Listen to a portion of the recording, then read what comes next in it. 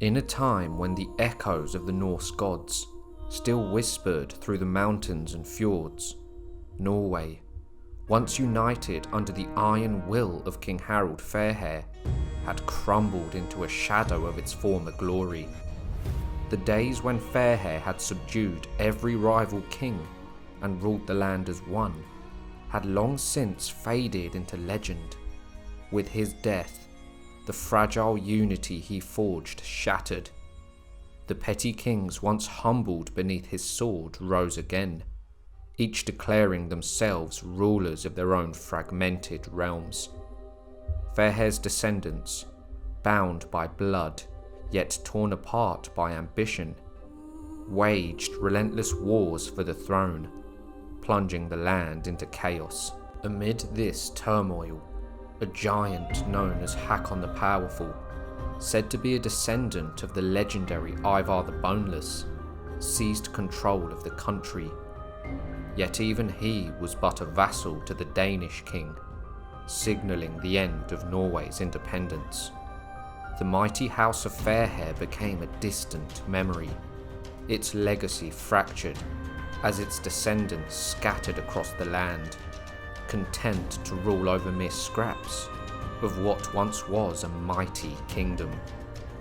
But fate had not forgotten the Fairhair bloodline.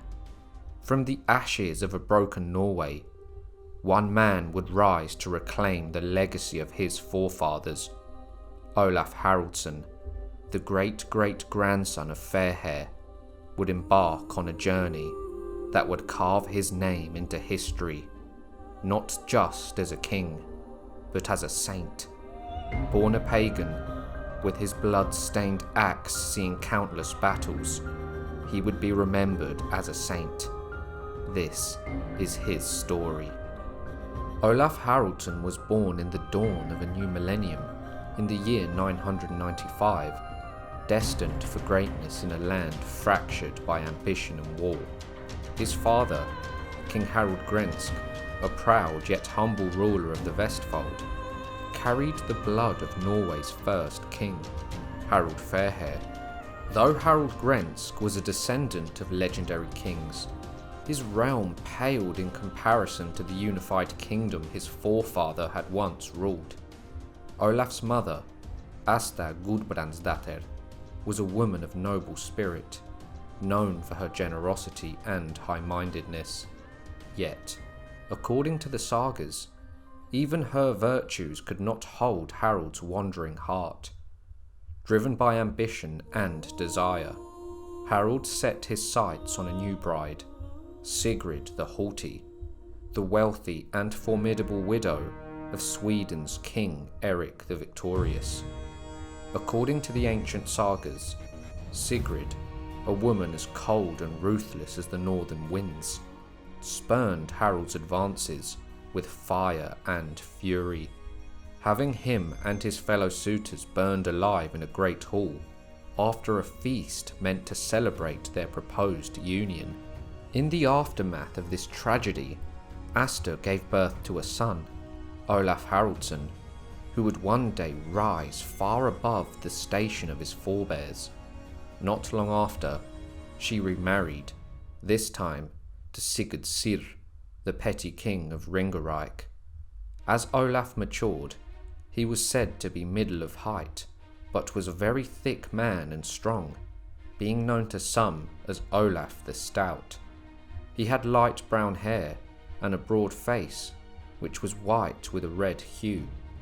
He had particularly fine eyes, which were beautiful and piercing, so that one was afraid to look him in the face when he was angry. Olaf was an expert in all bodily exercises, with strong arms and shoulders.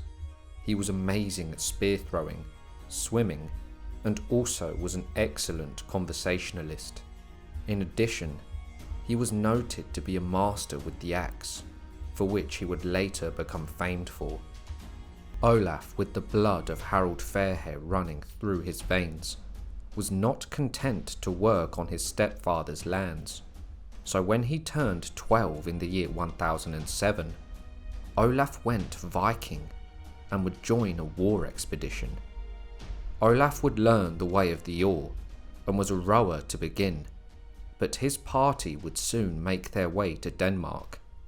A ballad was made about a young Olaf during his first Viking expedition. Young was the king when from his home he first began in ships to roam, his ocean steed to ride, to Denmark o'er the tide. Out from the distant north, mighty hast thou come forth. Towards autumn, he sailed eastward to the Swedish dominions, and there harried and burnt all the country, for a young Olaf would have his vengeance, and he had a good cause for hostility against the Swedes, as their queen had killed his father Harald by treachery. Olaf would soon have his first taste of battle. A Swedish warlord named Sot, renowned for his ferocity, dared to challenge Olaf and his men. Though outnumbered, Olaf's warriors had the advantage of larger ships, and a brutal sea battle would unfold. As the enemy vessels drew near, Olaf's men hurled grappling irons, latching onto the closest ships and dragging them in. The clash that followed was savage and swift. Olaf and his warriors stormed the enemy decks, cutting down their foes with ruthless precision. The air was thick with the sounds of steel and the cries of the vanquished. In the chaos of battle, Olaf's strength shone like a beacon. Though still in his early teens, his might was already the stuff of legend, earning him the epithet Olaf the Stout. Overwhelmed and broken, Sot's Vikings fled, leaving behind a sea stained with blood. After many victories in Sweden, Olaf set his sights on Finland, which would result in the Battle of Haraldssson. According to the Sagas, during this conflict, Olaf and his men were ambushed by the Finns in the woods. Olaf lost many men, but made it back to his boats. He ordered his ships to depart despite a rising storm, attributed to the enemy using witchcraft. Despite these events, Olaf and his crew survived, although it nearly cost a young Olaf his life. In his early teens, Olaf had already carved a path of conquest through Sweden, Finland, and the Baltic coasts, leading countless raids and expeditions, growing in both reputation and wealth, his name becoming a force whispered in fear across the lands. Battle after battle, the young warrior proved his might, enduring trials that would break lesser men. By the time he faced his fifth battle, he had become a seasoned fighter. This fateful clash took place in Friesland. Olaf and his men stormed the shores, but the people of the land were ready, charging down to meet them on horseback. The battle that ensued was fierce, with Olaf at the forefront, wielding his axe like a storm. Sigvat the Scald recounts of Olaf's might. Under King Limer's cliff, this battle is the fifth. The brave sea rowers stand, all on the glistening sand, and down the horsemen ride, to the edge of the rippling tide. But Olaf taught the peasant band to know the weight of a Viking's hand. Olaf, driven by ambition and the taste of conquest, soon set his sights on Denmark, where he forged a powerful alliance with the legendary Joms Vikings and their towering leader, Thorkel the Tall. Together, they embarked on a fearsome campaign of plunder across England, their names soon to be etched in infamy. The Anglo-Saxon Chronicle recounts in grim detail the devastation wrought by these fierce warriors. The Vikings, relentless and ruthless, swept through Essex, Mercia, Wessex and Kent like a storm, leaving a trail of ashes and despair in their wake. Everywhere they went, Olaf and Thorkel led their bands of hardened fighters, plundering the miserable Saxon people, robbing them of their wealth, and mercilessly cutting down any who dared to resist. The years 1009 to 1011 marked the relentless raids that turned the English countryside into a land of shadows, where smoke rose from charred villages and the cries of the fallen echoed through the night. The Vikings' most infamous conquest came between the Nativity of St. Mary and St. Michael's Mass, when the Viking horde turned its gaze to the great city of Canterbury in Kent. Olaf would have been around 16 at this time, but was still as cunning as he was brutal. He and Thorkel would discover a treacherous path into the city, guided by the whispers of a Saxon townsman who betrayed his own people for survival. Through this secret passage, they infiltrated Canterbury's defences, seizing the city in a whirlwind of steel and fire. The Archbishop of Canterbury, a symbol of the English spirit, would fall into the hands of the Vikings, becoming a prisoner. The city's treasures were pillaged, its people slaughtered or enslaved, and the once great city was left as a smouldering ruin under Viking rule. As the land burned and the people suffered, Olaf and Thorkel grew immensely rich, their coffers overflowing with the spoils of war. The Danegeld, vast sums of gold and silver, were paid to them by the desperate English in hopes of buying peace, a futile attempt to halt the marauding tide. The riches they extorted only fueled their power, and England, now a land of misery, lay under the iron grip of the Viking conquerors. Yet, in a twist of fate, the very king they had tormented with sword and fire sought to turn these fierce raiders into allies. Through delicate negotiations, Ethelred, the King of England, managed to sway the warlords. Thorkel, enticed by both power and wealth, agreed to ally with the king and took Ethelred's daughter as his wife, binding his fate to the royal house. Olaf, ever hungry for more gold and power, would follow suit, swayed by the promise of great riches and influence. In this unexpected alliance, the once ravaging conquerors found themselves at the king's side, no longer enemies, but uneasy allies, their swords now wielded in the service of the realm they had once torn apart. Thus, the saga of Olaf and Thorkel took a new turn, from terrorizing warlords to powerful lords within the very kingdom they had once sought to destroy.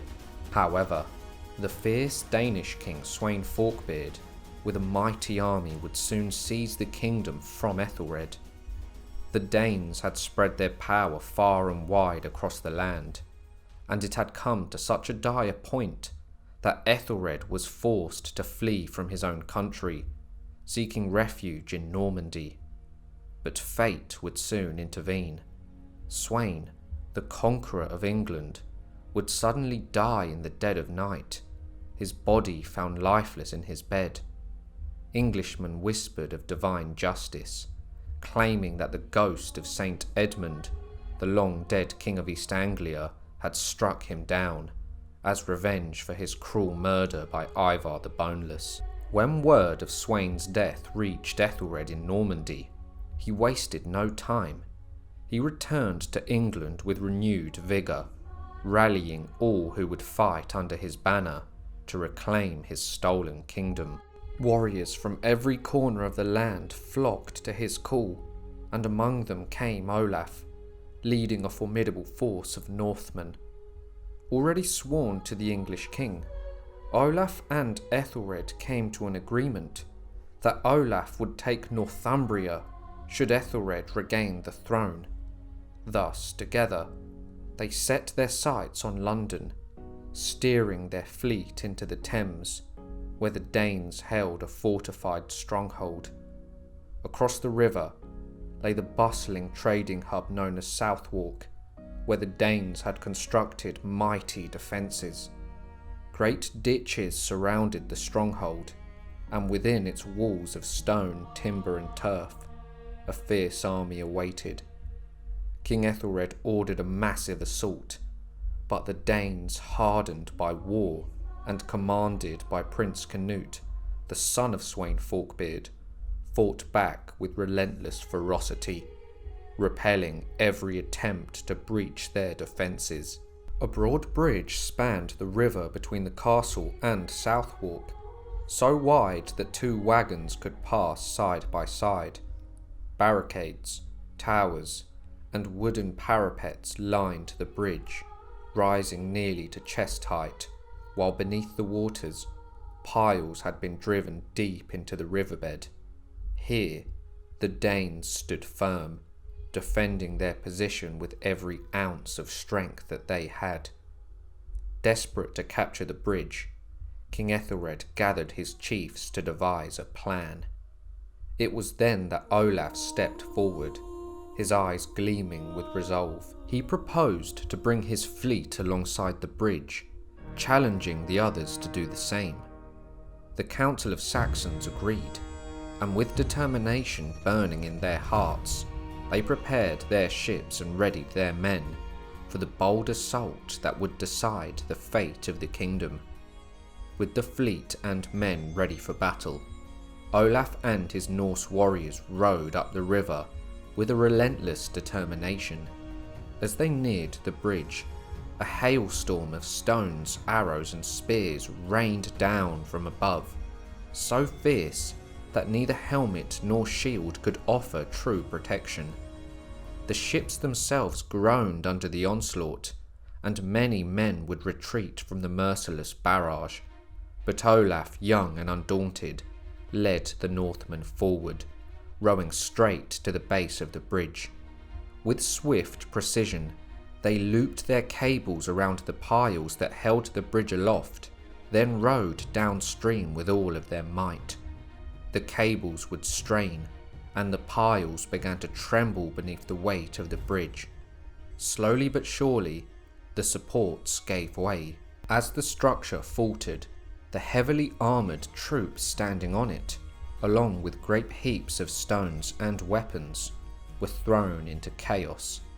The bridge collapsed, and many of the warriors were plunged into the cold waters of the River Thames.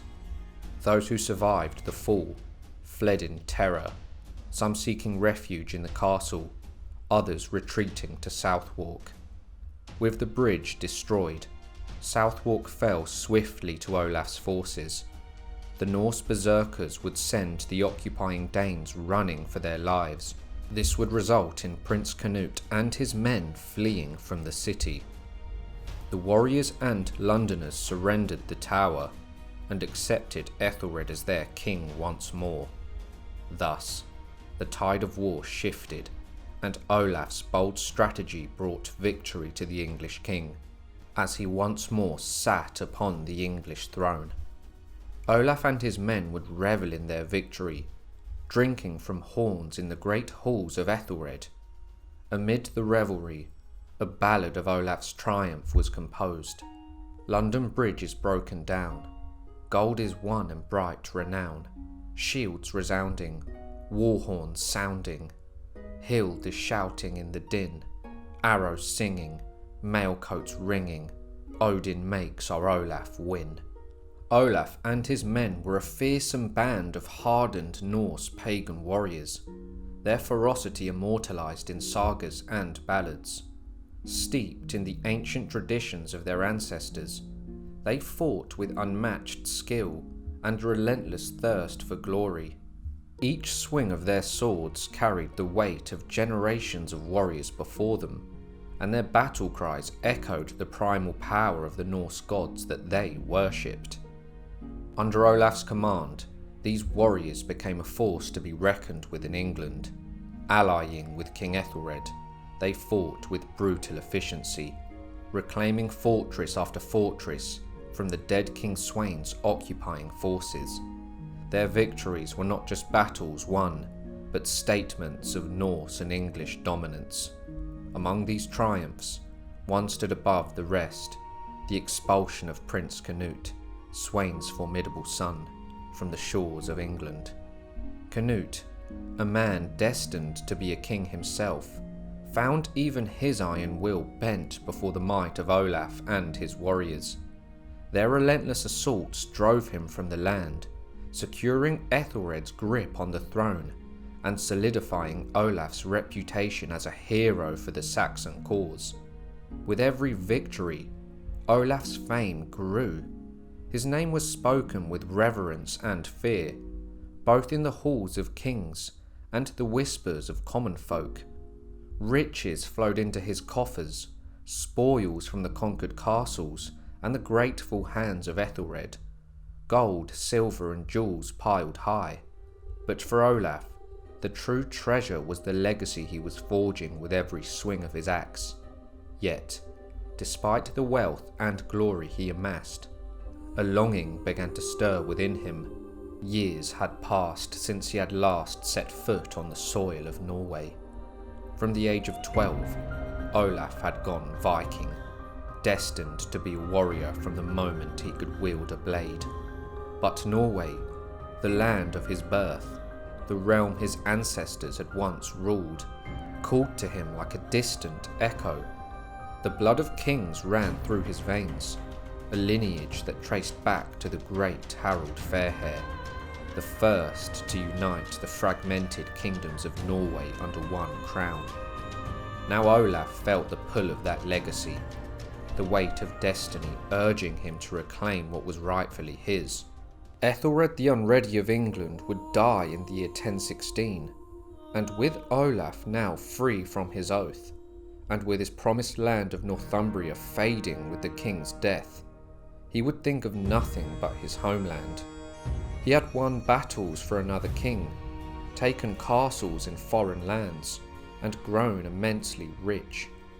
But it all paled in comparison to the yearning that now burned within him, a yearning to return home.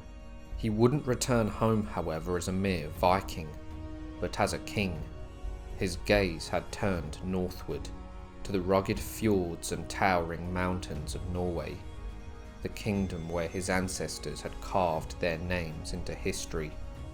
With a heart full of ambition and spirit, unyielding as the Norse winds, Olaf prepared to embark on the greatest journey of his life, to reclaim Norway and fulfill his destiny.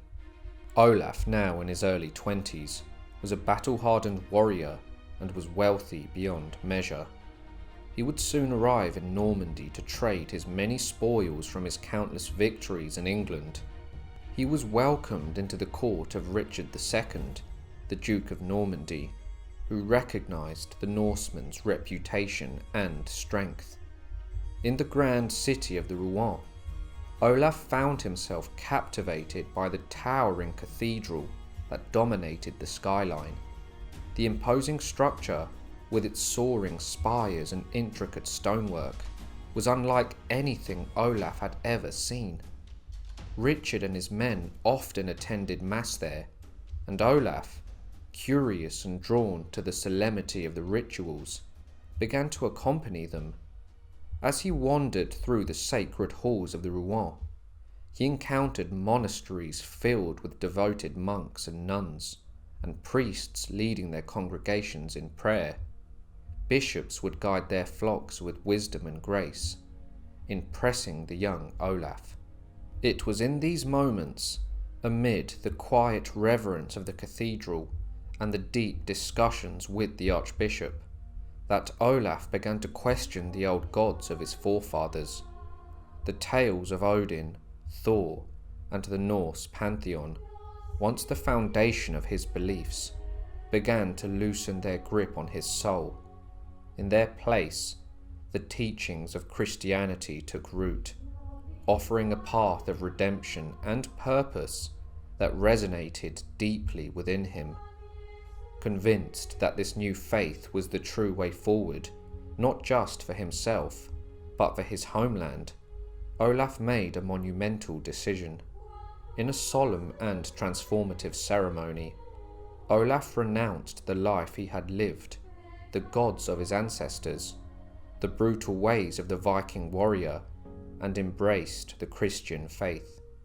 before the altar of the great cathedral, under the watchful eye of Robert, the Archbishop of the Rouen, Olaf was baptized, the waters washing away the old and heralding the beginning of a new chapter in his life.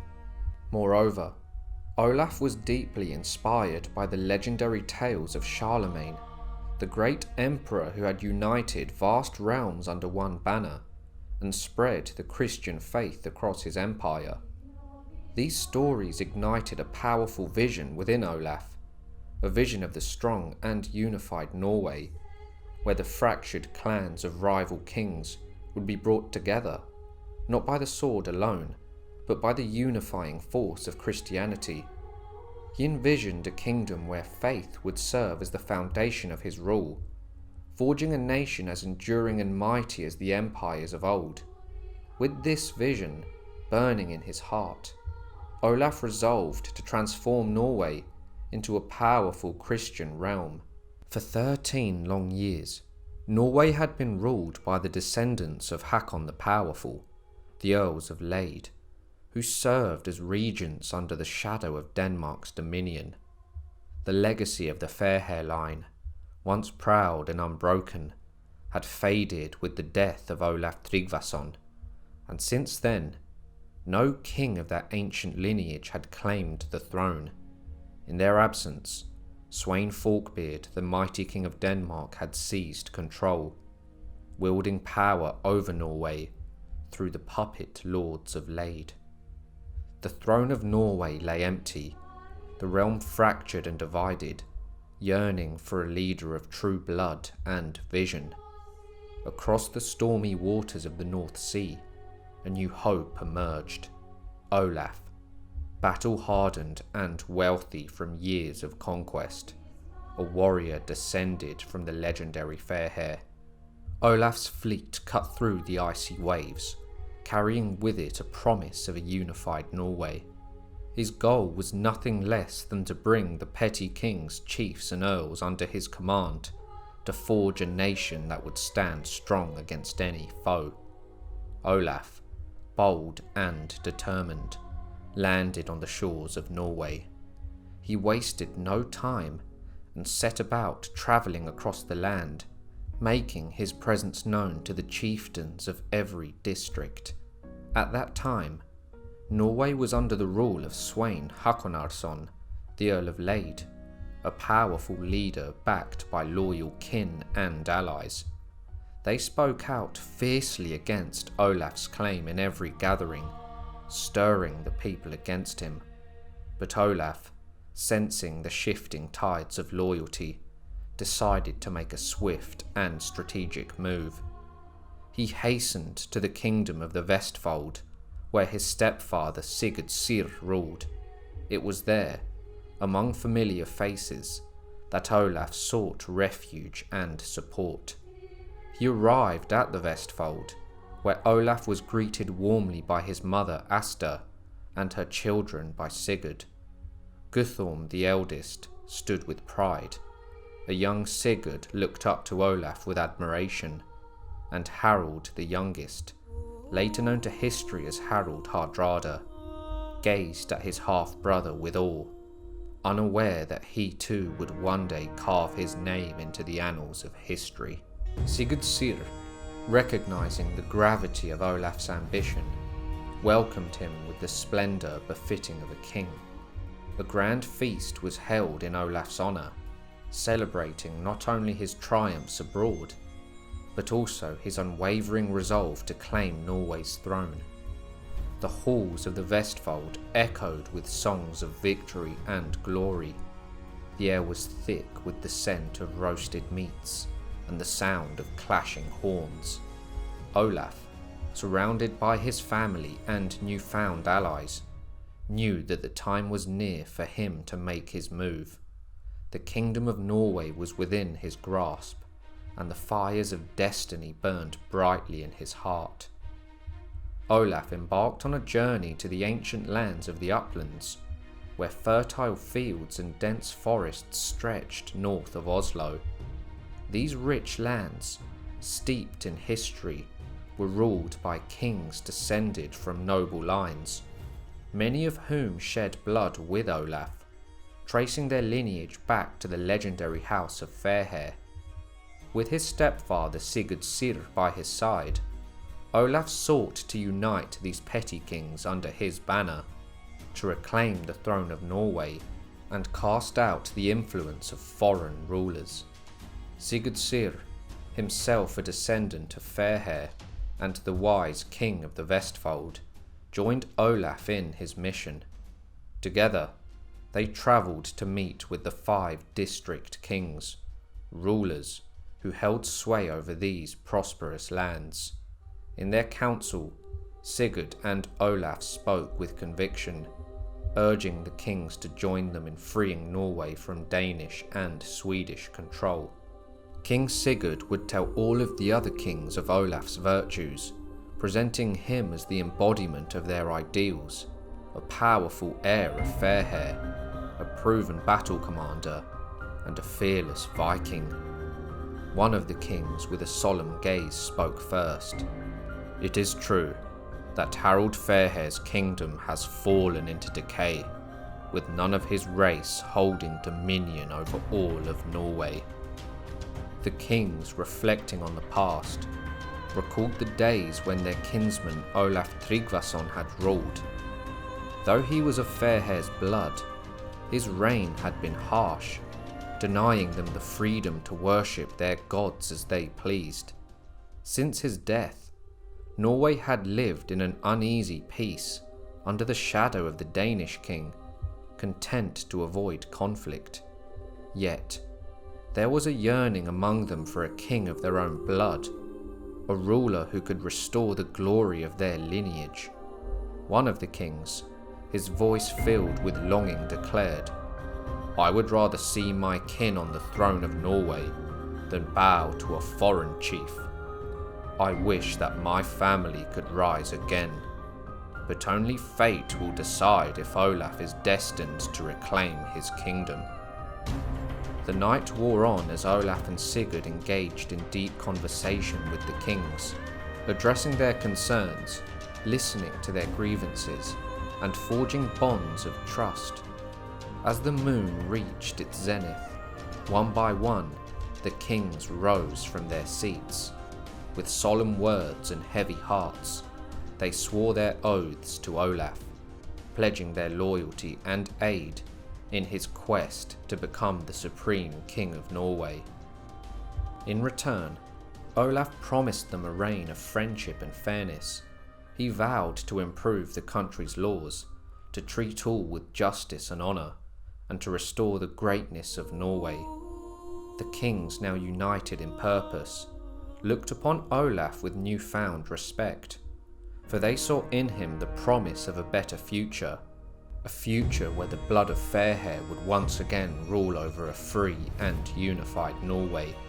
The kings convened a grand thing, a gathering of warriors, nobles and freemen, under the wide skies of Norway. The air crackled with anticipation as King Olaf stood before the assembly, his presence commanding respect. With a voice that echoed like thunder through the valleys, he declared his intentions to all the people.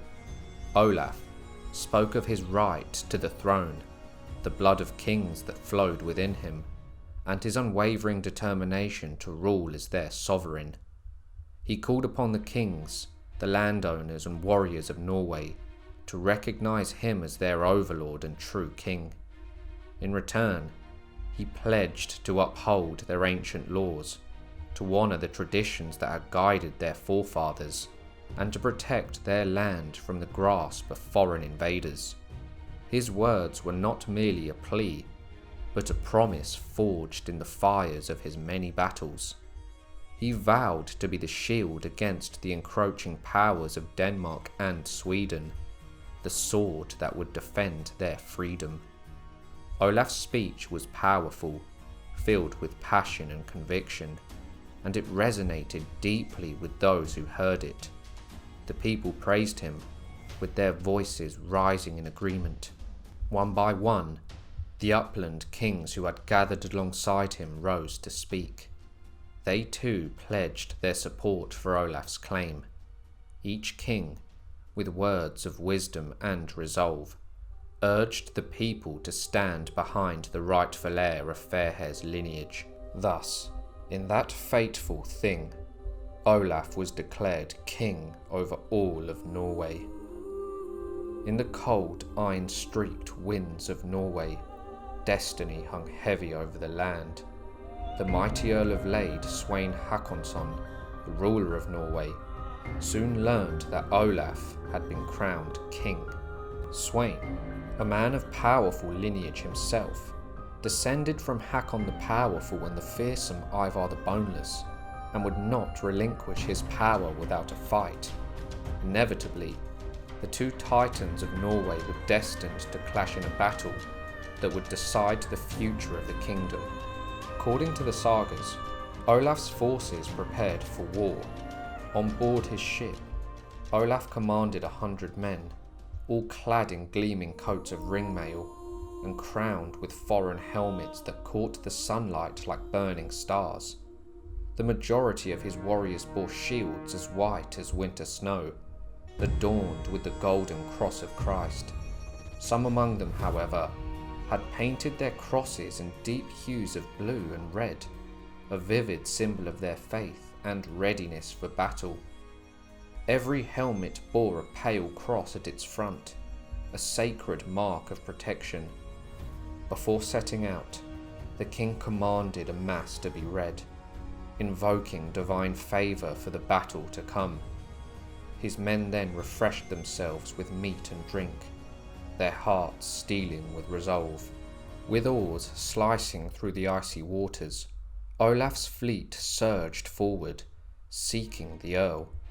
As they reached the harbour where Swein's forces lay in wait, they saw the Earl's men hastily arming themselves, their ships being bound together, banners raised and weapons drawn. The clash was imminent. King Olaf, seeing his enemies preparing for the fight, commanded his men to row harder. His ship cut through the waves with ferocious speed, and with a thunderous crash, it locked alongside the Earl's vessel, and the battle began. The battle saga recounts that King Olaf charged into the fray with a zeal unmatched, catching Earl Swein's forces unprepared as they still lingered in the harbour. Among those who fought was Sigvat the Skald, a poet and warrior, who later immortalised the fierce combat in his verses, known as the Nesjar song. No urging did the Earl require, midst spear and sword the battle's fire. No urging did the brave king need, the ravens in this shield storm to feed. Of limb lopping enough was there, and ghastly wounds of sword and spear. Never, I think, was rougher play than both armies had that day. Though Earl Svein commanded more men, King Olaf's crew was a force to be reckoned with. These were no ordinary warriors. They had followed their king through countless wars. Each man wore a cold, unyielding shirt of ringmail, so finely crafted that it turned aside blades and arrows alike. Sigvat's verses spoke of the scene. Our lads, broad-shouldered, tall and hale, drew on their cold shirts of ring mail.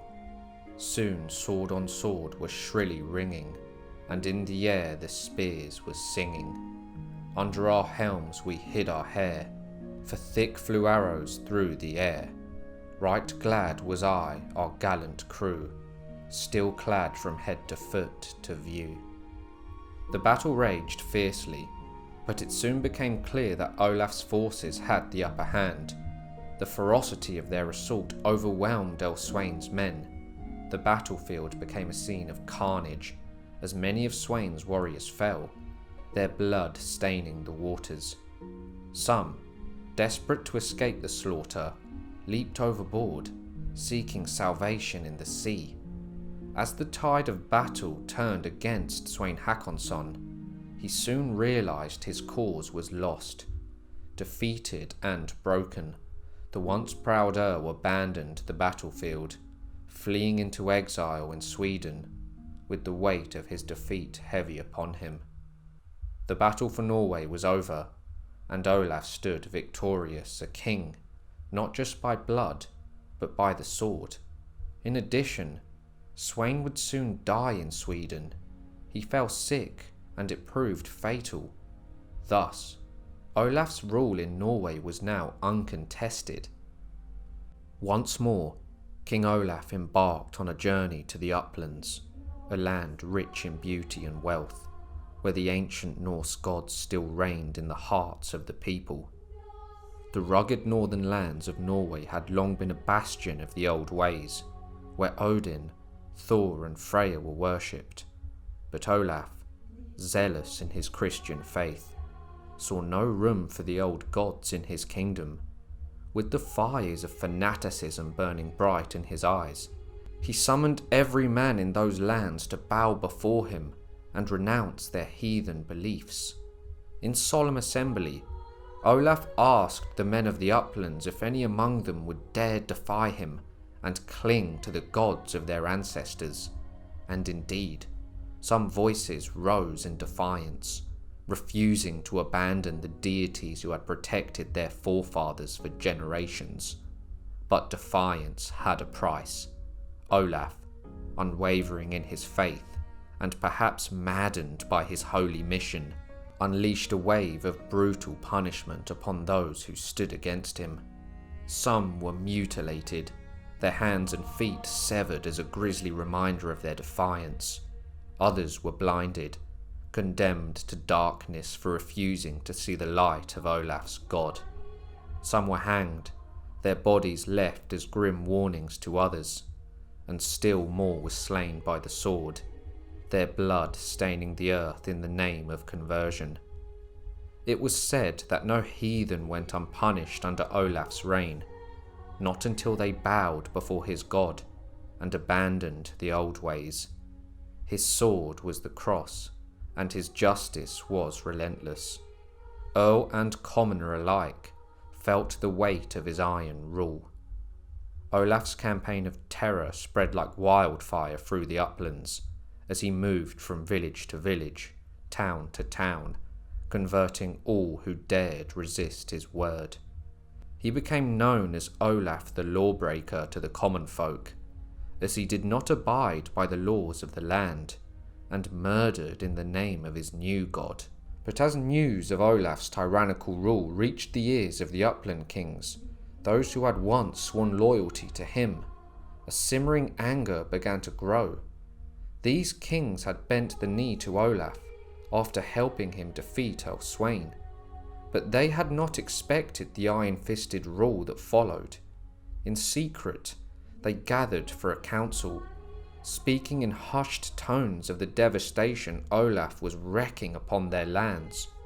They whispered of the mutilations, the killings and the exiles, and to make matters worse, Olaf travelled with a vast army, far exceeding the legal limits for a royal progress, trampling over the law with impunity.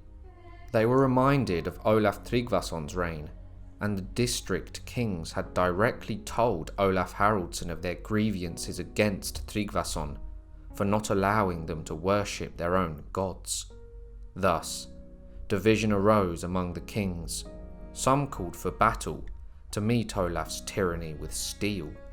Others sought peace, hoping to reason with the mad king. And yet others, fearful of his wrath, wished to do nothing, to bide their time in silence. It was Gudrod, the king of the valley, who finally broke the stalemate. His voice rang out with defiance and anger. "It seems to me a wonder," he declared, "that we circle around this issue without resolution. Are we so frightened of this man? Here we stand, 5 kings, all of us of high birth, the same as Olaf himself. We gave him the strength to defeat Sweyn, and with our forces he seized this land. But now, if he dares to threaten us with torture and ill words, then I say for myself, I will no longer live as his slave." The words of Gudrod echoed throughout the hall, igniting the fury of the upland kings. They had once sworn allegiance to Olaf, But now, seeing his madness and lust for power, they turned against him. Their anger was no longer about faith alone, it was about their very survival. Olaf's tyranny had pushed them too far, and now the storm that had been gathering in the shadows was about to break. Thus the upland kings, once Olaf's allies, became his enemies, driven to rebellion by a king who could not tolerate their worship of the old gods, and whose thirst for power knew no bounds. When word reached Olaf of a secret meeting among the upland kings, an alliance of nobles who questioned his rule and clung to the old gods, Olaf knew that the time for subtlety was over. One of his loyal spies had infiltrated the gathering and brought back word of their treacherous plans. The kings planned to rise up against Olaf, but Olaf would show them the true meaning of power. Realizing the gravity of the threat, Olaf wasted no time. With the precision of a seasoned tactician, he devised a plan to strike at the heart of the rebellion. He summoned his followers to gather horses, ensuring his forces could move swiftly across the rugged terrain. Other men were ordered to seize every boat along the lake, denying the rebels any means of escape. But Olaf's preparations went beyond mere logistics. Before the battle, he attended mass as was his custom, seeking divine favour for the bloodshed to come. He understood the power of faith and used it to fortify his own resolve. After the service, he took a brief meal, not a feast, but a warrior's sustenance before turning his full focus on the mission that lay ahead. Under the cloak of darkness, Olaf led his fleet of boats across the lake, a silent armada of 400 warriors, all hand-picked for their loyalty and skill. By the time they reached the fortress where the upland king slept, it was just before dawn. The watchmen, unsuspecting and unprepared, had no time to raise an alarm. Olaf's forces slipped through the defences like shadows, surrounding the courtyard before the first rays of light touched the horizon. Olaf's knowledge of the king's whereabouts was no coincidence. His network of spies had given him the exact location of where the traitors slept. His men soon surrounded the houses where the kings would reside, and with brutal efficiency, they blocked every exit and trapped their enemies. When morning came, the kings awoke not to the light of day, but to the cold steel of Olaf's warriors, standing ready to capture them. The rebellion was crushed before it could even begin. The upland kings, who once held sway over their lands, now found themselves at the mercy of a king who had none to give. One by one, the kings were dragged before Olaf, their dreams of resistance shattered. King Horik, known for his unyielding defiance, faced the harshest fate. Olaf, knowing that such a man could never be trusted, ordered his eyes to be gouged out, leaving him blind and powerless. Gudrod, another one of the rebel leaders, suffered a different but equally cruel punishment. His tongue was cut out, silencing him forever. As for King Ring and 2 others, they were banished from Norway, forced to swear to never return under pain of death. Thus, Olaf put an end to his distant kin and the petty kings of Norway. Olaf's vengeance did not stop with the kings. The nobles and farmers who had conspired with them faced their own grim fates. Some were driven from their lands, exiled like their leaders. Others were mutilated, their bodies marked as symbols of their failure. And for few, Olaf offered peace, but only in terms of total submission to his will and the Christian faith. Through his swift and merciless campaign, Olaf solidified his rule over the uplands and sent a clear message to the rest of Norway. Resistance was futile, his power was absolute, and his mission to convert the land to the Christian faith would not be stopped. The old gods were fading, and in their place, the cross of Olaf rose. King Olaf took possession of the land that these 5 kings had possessed, and Olaf now alone bore the title of king in Norway. He would rule the land as he wished, converting the people as was his will.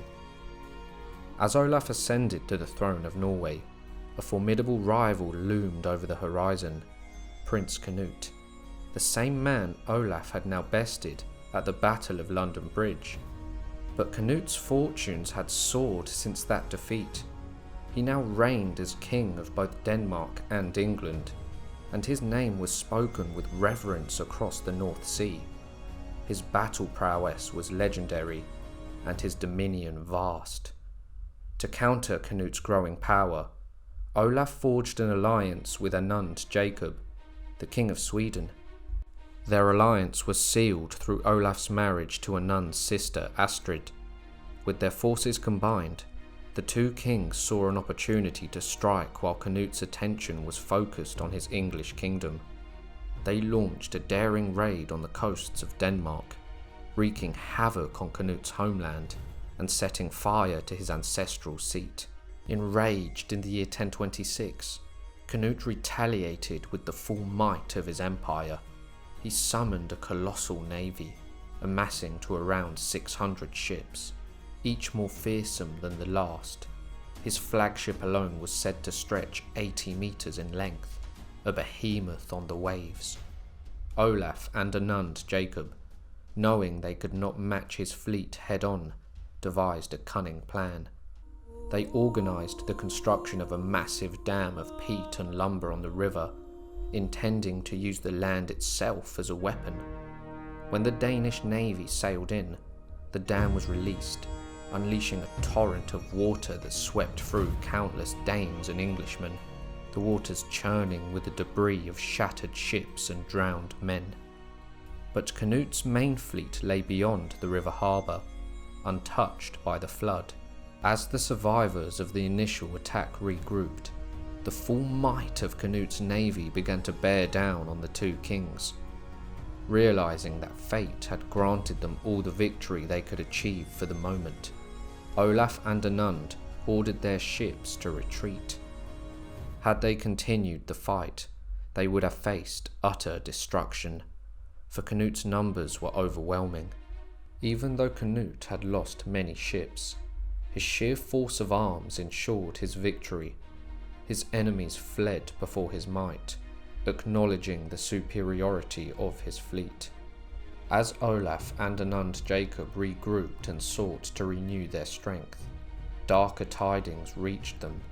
Canute, relentless in his ambition, had amassed an even larger armada of 1,200 ships, intent on conquering all of Norway. Olaf's rule, harsh and unforgiving with its forced conversions and brutal suppression of the old gods, had sown the seeds of discontent among the Norwegian chiefs and nobles. Memories of Sweyn Forkbeard's reign, when paganism had been tolerated and the old gods still held sway, stirred in their hearts. Canute, ever the tactician, had sent his own spies into Norway. Armed with gold and promises, they whispered to the nobles that under Canute's rule, they could return to their old ways without fear of persecution. Tempted by Canute's boundless wealth and his offer of religious freedom, the Norwegian chieftains grew hesitant to rally behind Olaf for the coming battle. They saw in Canute not only a conqueror, but a potential liberator from Olaf's oppressive hand. Thus, as the storm of war gathered once more, Olaf faced not only the threat of Canute's massive fleet, but also the threat of his own people. The fate of Norway hung in the balance, poised between the old gods and the new, between the iron rule of Olaf and the seductive power of Canute. Sigvat the Scald tells of it thus: "Our men are few, our ships are small, while England's king is strong in all. But yet our king is not afraid. Oh, never be such king betrayed. 'Tis evil counsel to deprive our king of countrymen to strive to save their country sword in hand. 'Tis money that betrays our land." After the fierce battle of Nesjar, the tides of fortune turned against Olaf. Canute, the ever-calculating ruler of Denmark and England, landed in Norway with his seemingly boundless army, ready to lay claim to the kingdom. But Canute, wise in the ways of war and politics, knew that brute force was not the only path to power. Instead of ravaging the land, he employed a strategy of diplomacy, winning the hearts and minds of the Norwegians, who had grown angry with their king. Olaf's harsh rule and forced conversions had alienated many, and Canute was quick to exploit this resentment. Canute called for a grand thing, the ancient assembly where the kings of Norway had been crowned for generations. In this sacred gathering, beneath the weight of tradition and history, Canute asserted his claim. The thing was attended by a formidable array of Danish and English warriors, earls, chiefs and lords. Norwegian nobles and Northmen also gathered, their loyalties shifting as they watched the unfolding events. In a moment of great solemnity, Canute was chosen as the King of Norway, marking the dawn of a new era. His ascension cemented his control over a vast North Sea empire, making him the most powerful Viking in living memory, a ruler whose reach extended across England, Denmark and now Norway. Canute, ever the shrewd leader, entrusted the regency of Norway to Hakon Eriksson, the Earl of Lade, a man of noble lineage and the nephew to Svein Hakonsson. Hakon, a descendant of the legendary Hakon the Powerful, was well respected in Norway, and his appointment further solidified Canute's rule. Thus, without the need for further bloodshed, Canute had conquered Norway, not by the sword, but by the force of his will and the loyalty he inspired. King Olaf, once the fierce ruler of Norway, found himself abandoned by his people and was forced into exile. No longer welcome in his own homeland, he sought refuge in the distant lands of the Caravan Rus. During his exile, Olaf spent time in many Swedish provinces, where, according to legend, he baptized many of the locals, continuing his mission to spread Christianity. But in the year 1029, fate offered him a chance to reclaim his throne. Canute's regent in Norway, Jarl Hakon Eriksson, was lost at sea, leaving a power vacuum in the kingdom. Sensing an opportunity, Olaf prepared to return to Norway and reclaim what was once his. With the backing of the Swedish king Anund Jacob, Olaf gathered his forces, determined to avoid the formidable Danish fleet guarding the port towns and cities of Norway. He led his army across the treacherous mountains, aiming to take Nidaros, the capital of Norway, by surprise in the year 1030. When Olaf landed on Norwegian soil, he was reunited with his youngest brother, Harald Sigurdsson, a boy of 15 years of age, but he was already a warrior in spirit and stature. Harald, though young, commanded respect, and he provided Olaf with a contingent of men from Ringerike. The two brothers, long separated by war and exile, reconciled with each other. For Harald, Olaf had always been a hero, and now they stood side by side, ready to face the trials that awaited them. As Olaf prepared to reclaim his kingdom, the stage was set for one final epic clash, a battle that would decide the fate of Norway and the legacy of its king. Olaf and his army would march north, their footsteps echoing through the rugged lands of Norway, until they reached Stiklestad, a farm nestled in the lower part of a valley near Trondheim. Here, beneath the brooding skies, Olaf would face his destiny in a battle that would be etched in the annals of history. The Battle of Stiklestad, fought in the year 1030. His enemy, the so-called Farmer Army, was a force of Norwegians loyal to Canute the Great, the ruler who sought to cement his hold over the land that Olaf once called his own. Olaf's men, driven by faith and loyalty, raised their voices in a thunderous battle cry. Forward, forward, men of Christ, men of the cross, men of the King. Across the field, the farmer army responded with equal fervour. Forward, forward, farmers. The clash of ideals and loyalties was about to explode into a symphony of blood and steel. Though Canute himself was absent from the battlefield, his will was enforced by the Norwegian chieftains, who stood ready to defend their land against the return of Olaf. The two forces met in a storm of chaos, the ground trembling under the weight of the warriors' charge. Swords clashed, shields splintered, the air was full of the cries of the wounded and dying. In the midst of the fray, Olaf emerged from behind his shield wall, placing himself at the head of his army. His presence was awe-inspiring, a beacon of defiance against the pagan forces that opposed him, his golden helmet gleaming under the sunlight, a symbol of his royal power, while his shield, adorned with the Holy Cross and trimmed with gold, shone with divine purpose. But it was his battle-axe Hel that struck fear into the hearts of his enemies.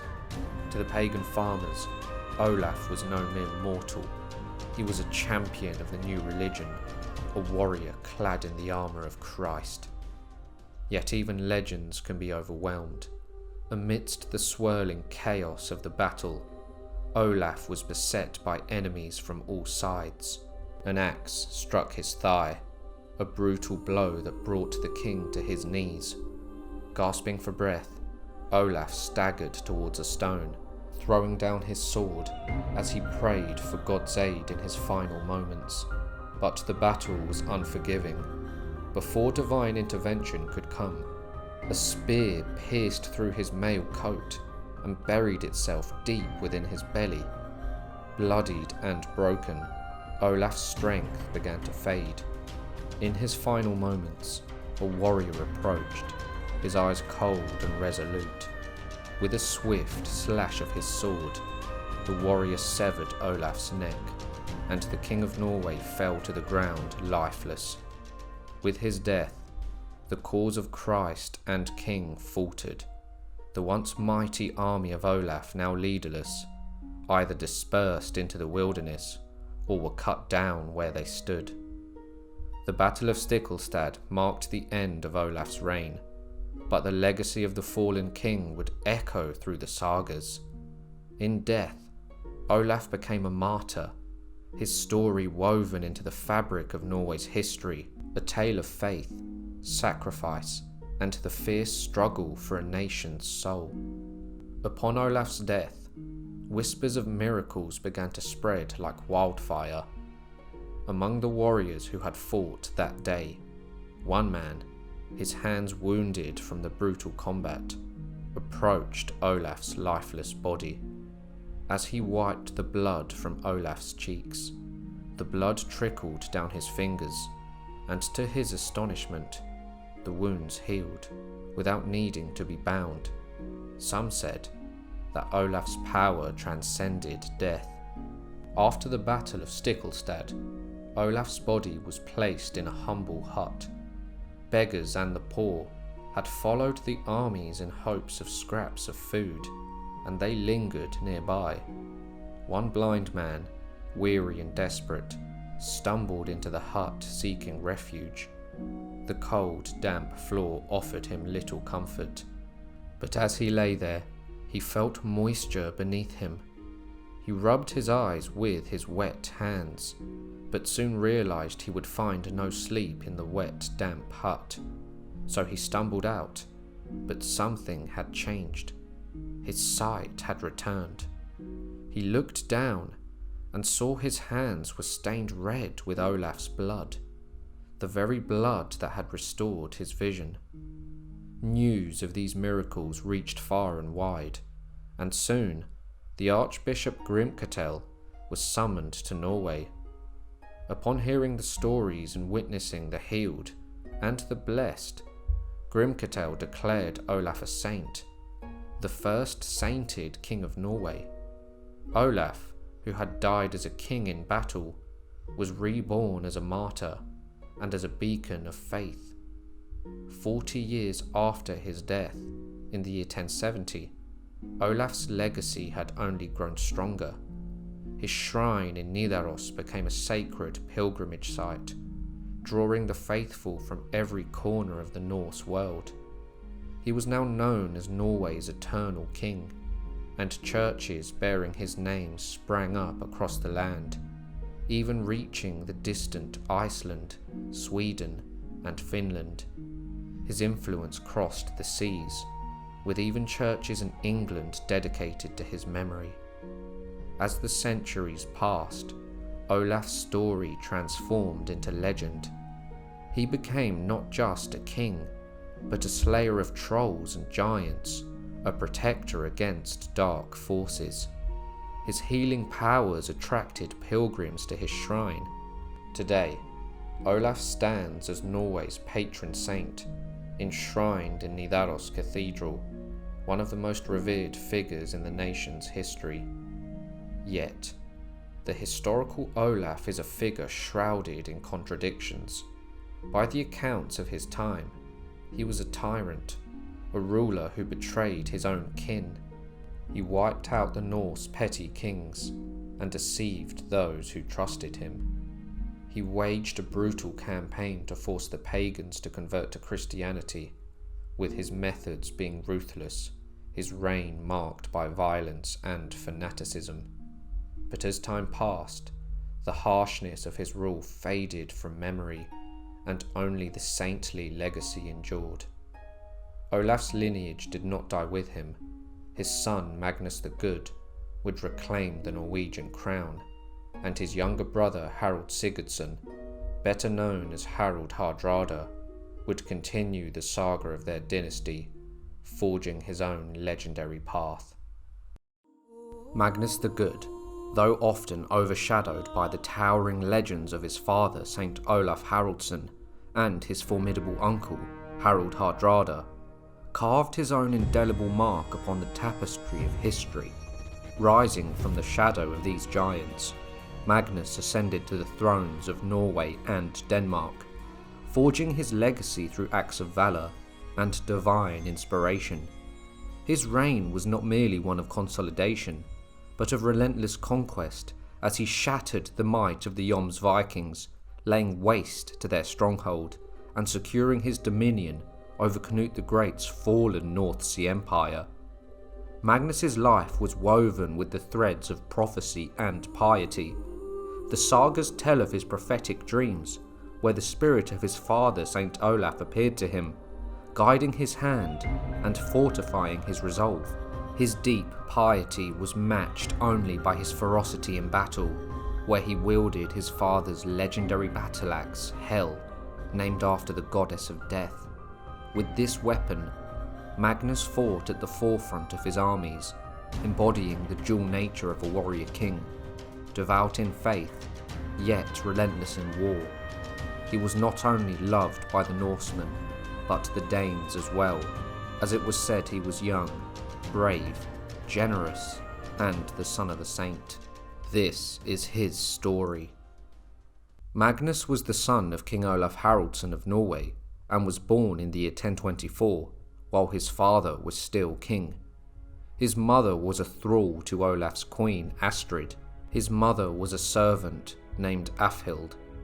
Olaf Haraldsson was a descendant of Harald Fairhair, the first king of Norway, and had a rich lineage. According to one tale, a young Magnus came into the world as a child born out of wedlock. His father, King Olaf, was absent at the moment of his birth. In the king's stead, so the legend recounts, the most esteemed member of Olaf's retinue to bear witness to the event was none other than Sigvat the Skald, an Icelandic poet of great renown.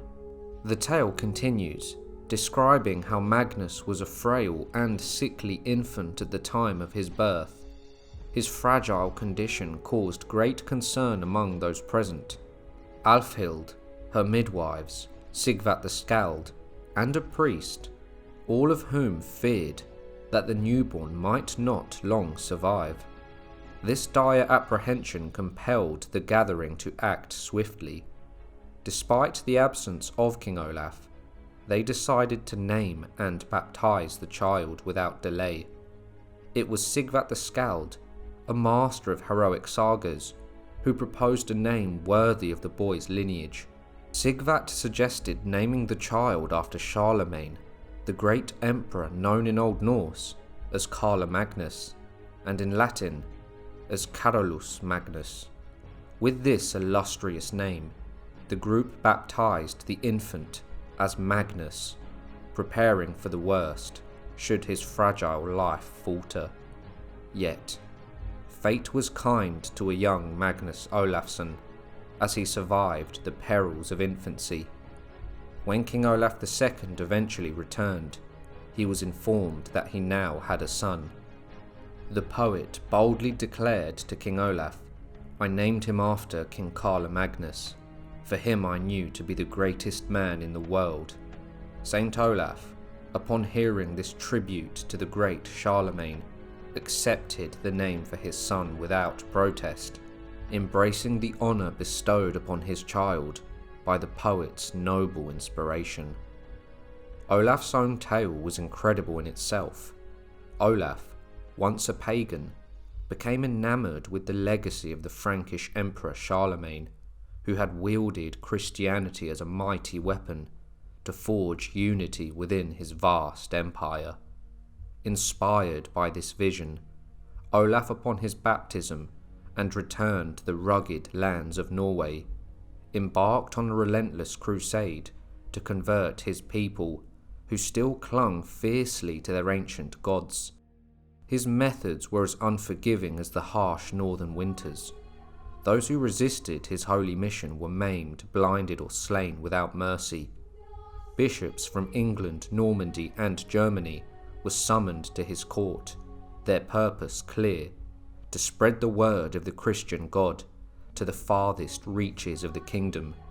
The pagan temples, once hallowed halls of worship to the old gods, were torn down, and in their place, Olaf commanded that churches be erected, monuments to the new faith that now claimed dominion over the land.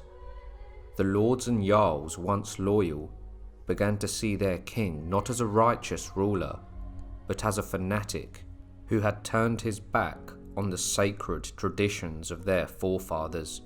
To them, Olaf's ruthless campaign was not the work of a just monarch, but of a tyrant who disrespected the ancient gods and the proud lineage that traced back to Odin himself.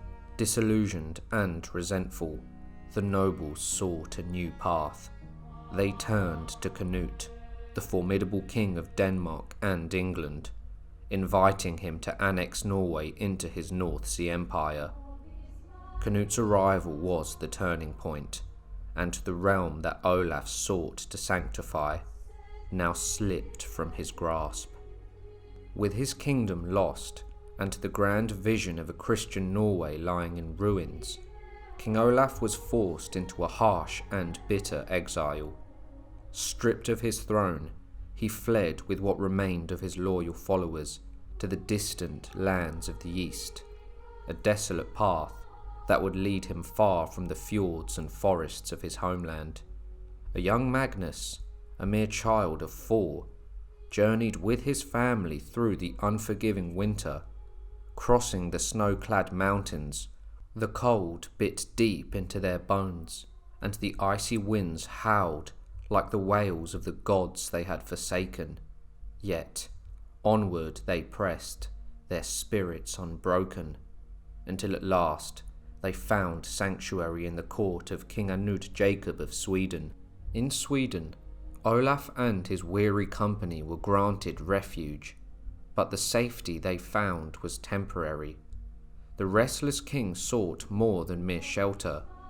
He yearned for allies and warriors to reclaim his lost kingdom, and so from the Swedish court, the exiled king and his followers set sail once more, navigating the frigid waters of the Baltic Sea into the Gulf of Finland. until they reached the vast realm of the Caravan Rus. Here, they arrived in the ancient city of Novgorod, a place of great power and wealth, where Olaf sought the aid of Grand Prince Yaroslav the Wise. Yaroslav, a ruler of deep wisdom and prudence, listened to Olaf's pleas.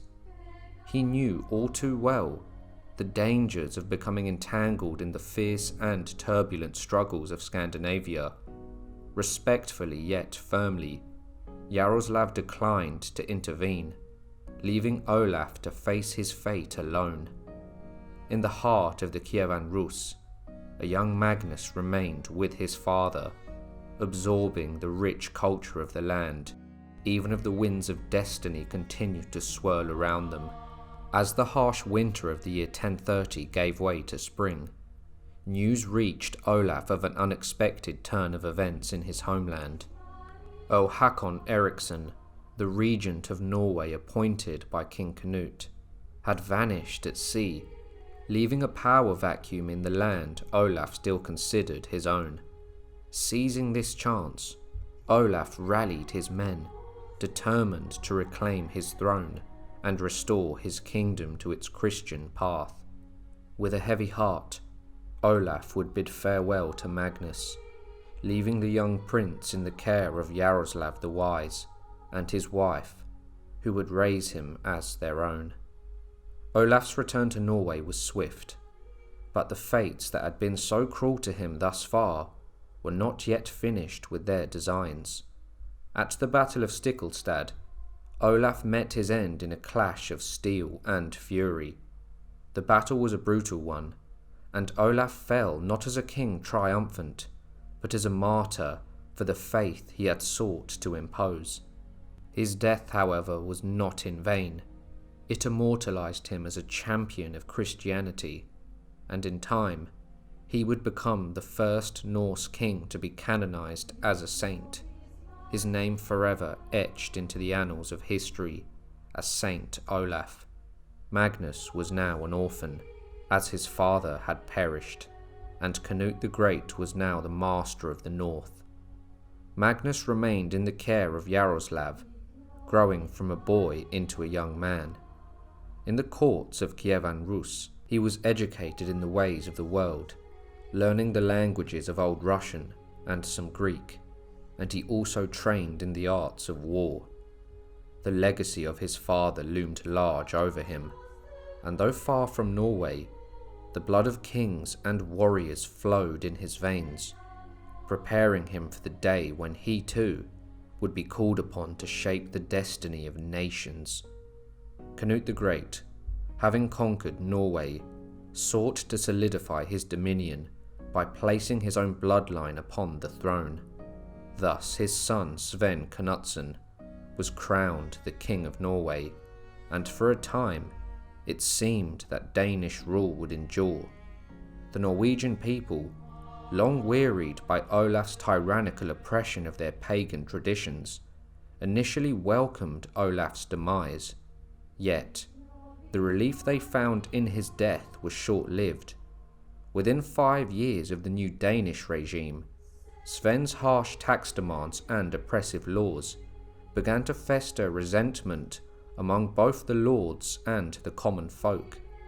As the sagas recount, King Sven brought in new laws on many subjects.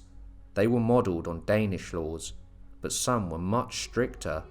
Thus, the Norwegians were once more unhappy with their king.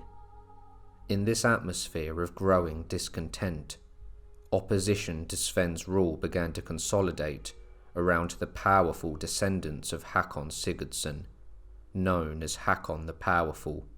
Hakon, celebrated for his legendary victory over the Vikings in a fierce sea battle, and believed to some to be descended from giants or Ivar the Boneless, had once ruled all Norway with formidable authority. Though his reign lasted from the years 975 to 995, it had been nominally under the Danish king, but Hakon still commanded the respect of his people and maintained a significant autonomy in the north, particularly in northern Norway and Trondelag. His legacy, though cut short by Olaf Tryggvason's rise, lived on through his descendants, who continued to wield considerable influence. By the time Sven Knutsson ascended to the throne, the power of Hakon's lineage was embodied by Einar Indridason, a warlord of immense wealth and strength, celebrated in the Sagas as one of the mightiest men in Norway. Einar, who was married to Hakon's daughter, carried forward the legacy of his wife's powerful ancestors. His marriage into this illustrious family, combined with his vast riches, made him one of the most influential figures in the realm. Einar had hoped that with Olaf's death, Canute would recognise his stature and reward him with a prestigious position befitting his status and influence. Yet, when Canute anointed his own son Sven as king, bypassing Einar and tightening Danish control over Norway, Einar's resentment began to burn with a fierce intensity. The increased taxes and growing Danish influence only deepened his discontent. As Sven's rule grew more oppressive, Einar, ever the shrewd strategist, devised a plan that would alter the course of Norwegian history.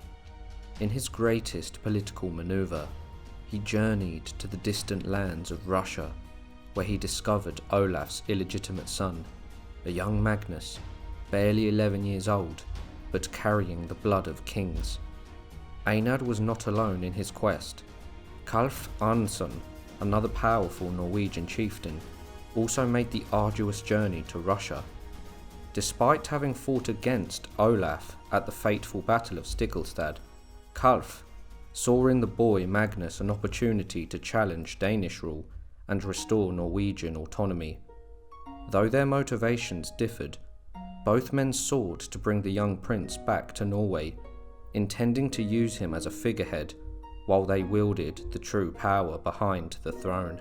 Thus, the stage was set for a new chapter in Norway's history, as the forces of rebellion gathered strength and the ancient bloodlines of the north prepared to rise against the foreign yoke of Danish rule.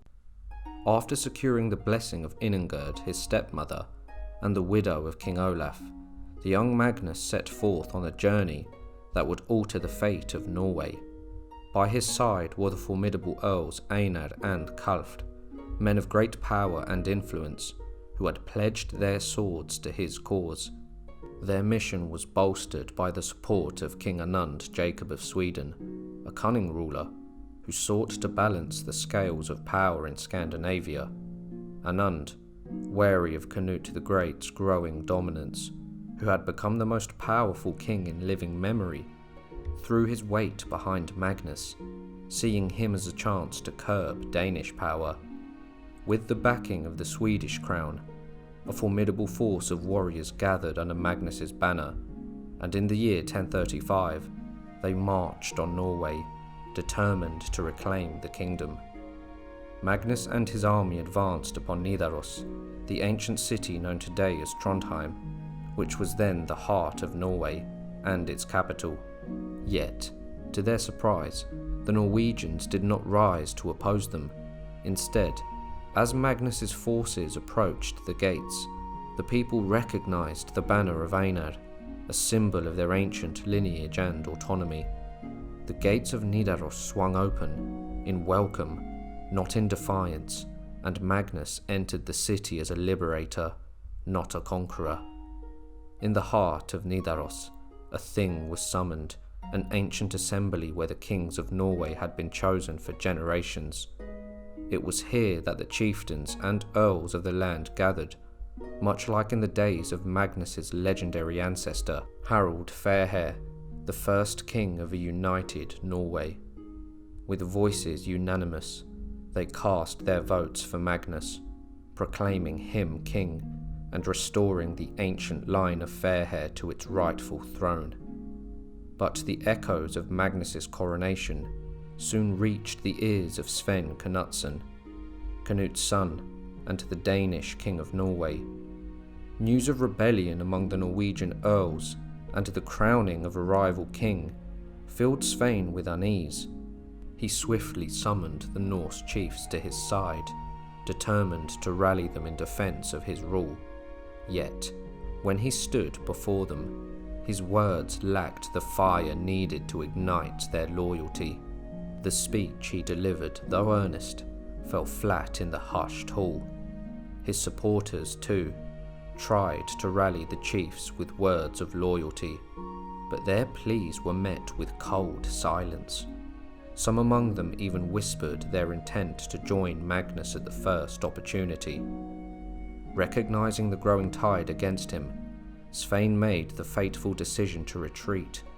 Gathering his loyal followers, he withdrew to Denmark, seeking refuge and reinforcement from his brother Harthkanut, the king of the realm. Meanwhile, Magnus, though still a boy of only 11 years, pressed his advantage. As autumn descended, he moved eastward, receiving the homage of the people as he went.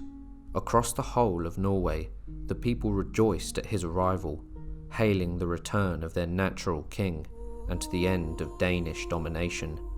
The boy king, heir to the house of Fairhair, was welcomed as the saviour of the nation. Fate soon dealt its final blow to Canut's empire. The great king whose brilliance and reputation had held together the vast North Sea Empire passed away, and with him died the empire he built. His sons, lacking his genius and strength, could not maintain the unity he had forged. Canute had reigned over England for 19 years, Denmark for 17, and he had also ruled Norway for 7 years. But now, his legacy crumbled, with his sons all vying for his different kingdoms. In England, Canut's son Harald Hardrada would claim the throne, while in Denmark, tragedy struck as King Svein died mysteriously in the winter of the same year. The exact cause of his death remains shrouded in mystery, but with it ended any contest for the rule of Norway. Harthkanut, Canut's son by Emma of Normandy, would claim the throne of Denmark. Thus Magnus, a mere boy of 11, became the undisputed ruler of Norway. The saga of Canute the Great had closed, and the reign of Magnus, son of Olaf, dawned, heralding a new chapter in the history of the North. Magnus, young yet resolute, summoned the storm of war upon Denmark, his cause championed by the indomitable chieftains Einar and Kalft, the true powers behind Norway's throne. With the ferocity of their Viking forebears, they unleashed a torrent of raids upon the Danish coasts, spreading terror and ruin through the land. Like the wrath of ancient gods, they swept across the countryside, leaving only devastation in their wake. Rumours of a great battle soon filled the air, carried by the winds of war. Both armies, clad in armour, prepared for a mighty clash at the fabled Galt River.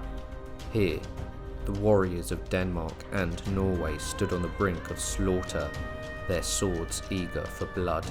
Yet, before the battle cries could be unleashed, the nobles, chiefs, and lords of both realms gathered for a fateful council.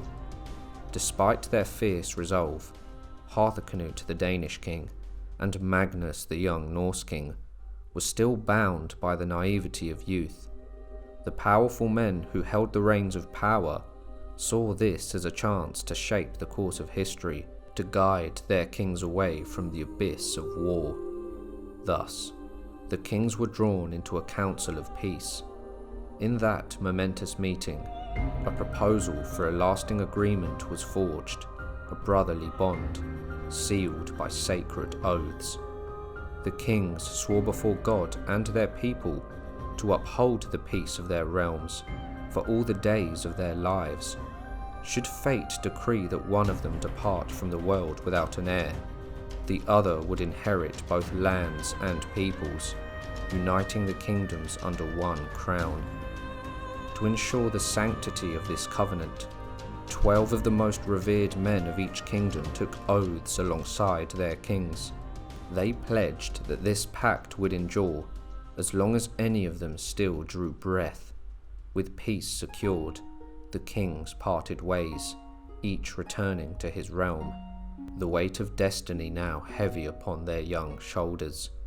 And so the treaty held firm, an unbroken bond of brotherhood, as long as both kings lived, a testament to the power of unity over the sword. In the early years of Magnus's reign, vengeance burned in his heart, driving him to seek retribution against those who had wronged his father. He endorsed raids upon Denmark, striking fear into his enemies. Among his closest advisors stood Harald Hardrada, who initially held sway over the young king. Yet the tides of favour shifted, largely due to the ambitions of Einar, the powerful Earl of Lade, who sought to be Magnus's foremost confidant. According to the Heimskringla saga, Einar's cunning led to Magnus confronting Harald, forcing him to revisit the very spot where King Olaf had fallen in battle. In a moment of cold accusation, Magnus is said to have remarked, "Then thy axe could well have reached him." This piercing statement left Harald with no choice but to flee Norway, seeking refuge in distant lands, including Ireland and Scotland. With Harald's departure, Einar became the king's most influential advisor, holding great power over the realm. At the outset of his reign, Magnus was but a child, easily swayed by the ambitions of his leading nobles. His early rule, marked by harshness and strife, sowed discontent among his subjects. Yet as he matured, Magnus grew into a king of both wisdom and grace. His appearance, once youthful, became noble, and his mind, once prone to manipulation, became sharp. He ordered the laws of his father to be inscribed into a law book, ensuring justice and order throughout the kingdom. Over time, Magnus's harshness gave way to a more compassionate rule, and the grievances of his early reign faded.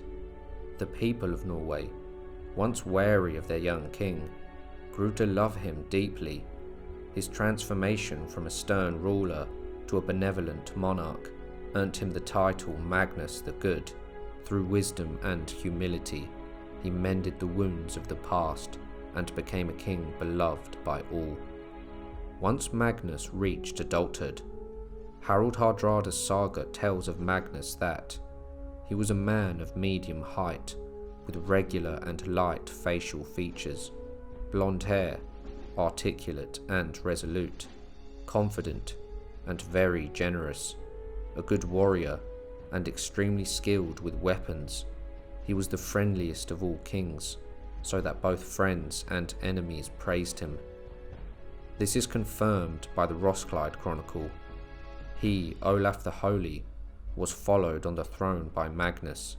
He was still a boy, but high-minded and beautiful to look at the outside. In the year 1040, the English throne was left vacant by the death of King Harald Hairfoot, and his half-brother Harthacnut ascended to rule both Denmark and England, uniting the two kingdoms under one crown. Yet, fate would deal Harthacnut a cruel blow. After ruling for just 2 years, at a grand wedding feast, treachery struck. Harthacnut was poisoned, his life slipping away amid the revelry. Though not bound by blood, Magnus and Harthacnut were brothers by oath, their fates intertwined by a sacred pact. With Harthacnut's death, Magnus, the King of Norway, stood poised to inherit not only Denmark, but also England, fulfilling the binding agreement that had been forged between the two kings. News of Harthacnut's demise reached Magnus, and without hesitation, he dispatched messengers to the 12 Danish nobles who had sworn to uphold the pact. At the same time, he began to muster his army, preparing to claim what was rightfully his. When Magnus arrived in Denmark, the land welcomed him with open arms. Without delay, he convened a general thing, summoning the people to gather and fulfill the agreement made in the days past.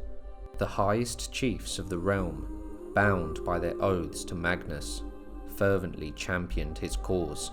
The memory of King Canute the Great and his lineage had faded, with no heir remaining to challenge Magnus's claim.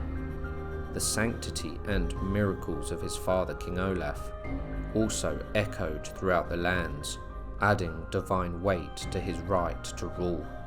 Yet, there was one man who stood as a potential rival, Svein Ulfsson. His lineage was noble, for his father was Ulf Jarl, the powerful regent of Denmark during Canute's reign, and his mother was Estrid Svendatter. She was the daughter of the legendary Sweyn Forkbeard, so by blood and birthright, Svein had a claim to the Danish throne. Yet his claim was overshadowed by Magnus's pact with Harthcanute and the support of Denmark's chieftains.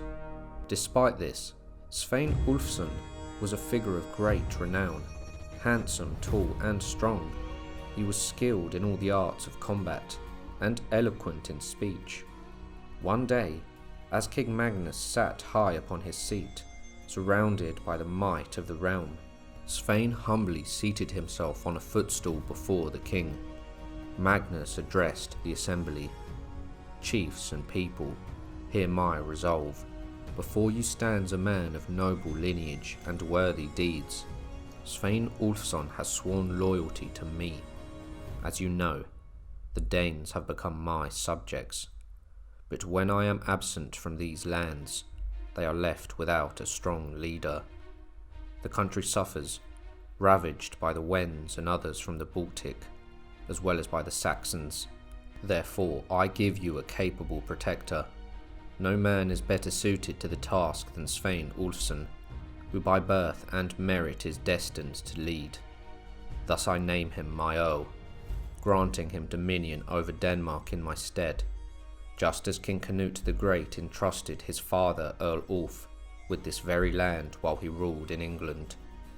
In this moment, Magnus not only secured his reign, but also demonstrated his wisdom, as he was a king who could turn his foes into allies. The saga of his reign would be written not only in the blood of battle, but also in the strength of unity and the power of oaths kept.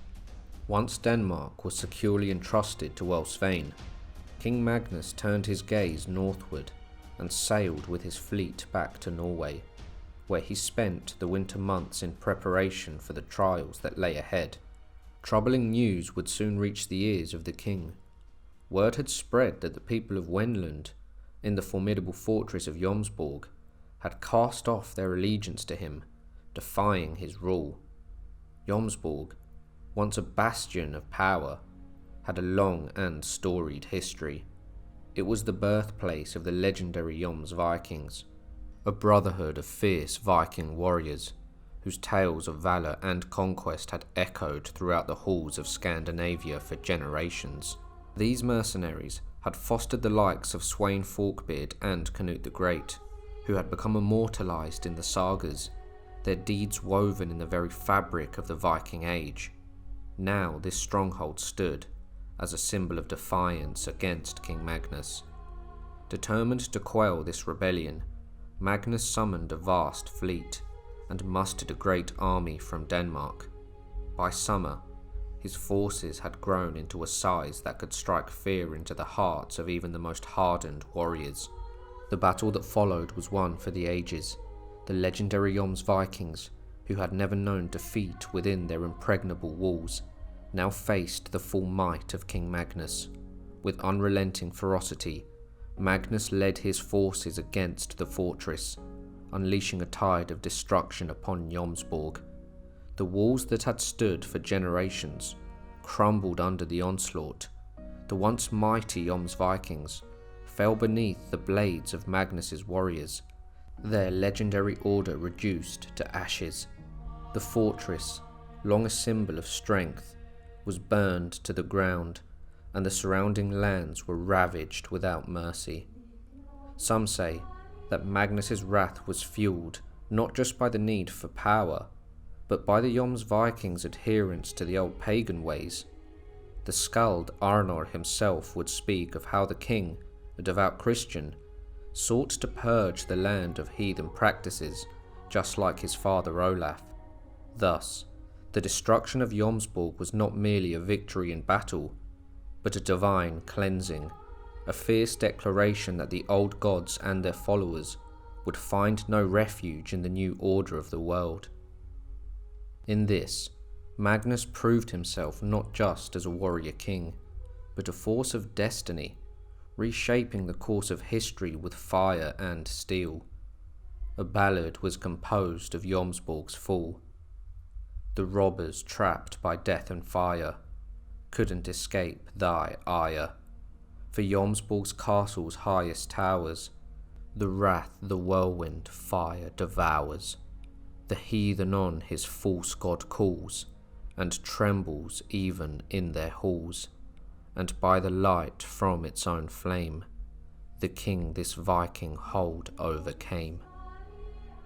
King Magnus, returning from the smouldering ruins of Jomsborg, soon found himself facing a fierce and unrelenting enemy, the Wends. These pagan warriors had long been a thorn in the side of the Danes, their conflict stretching back through the years. In the year 1043, a massive Wendish force surged from the south, sweeping through southern Jutland, leaving a trail of devastation in its wake.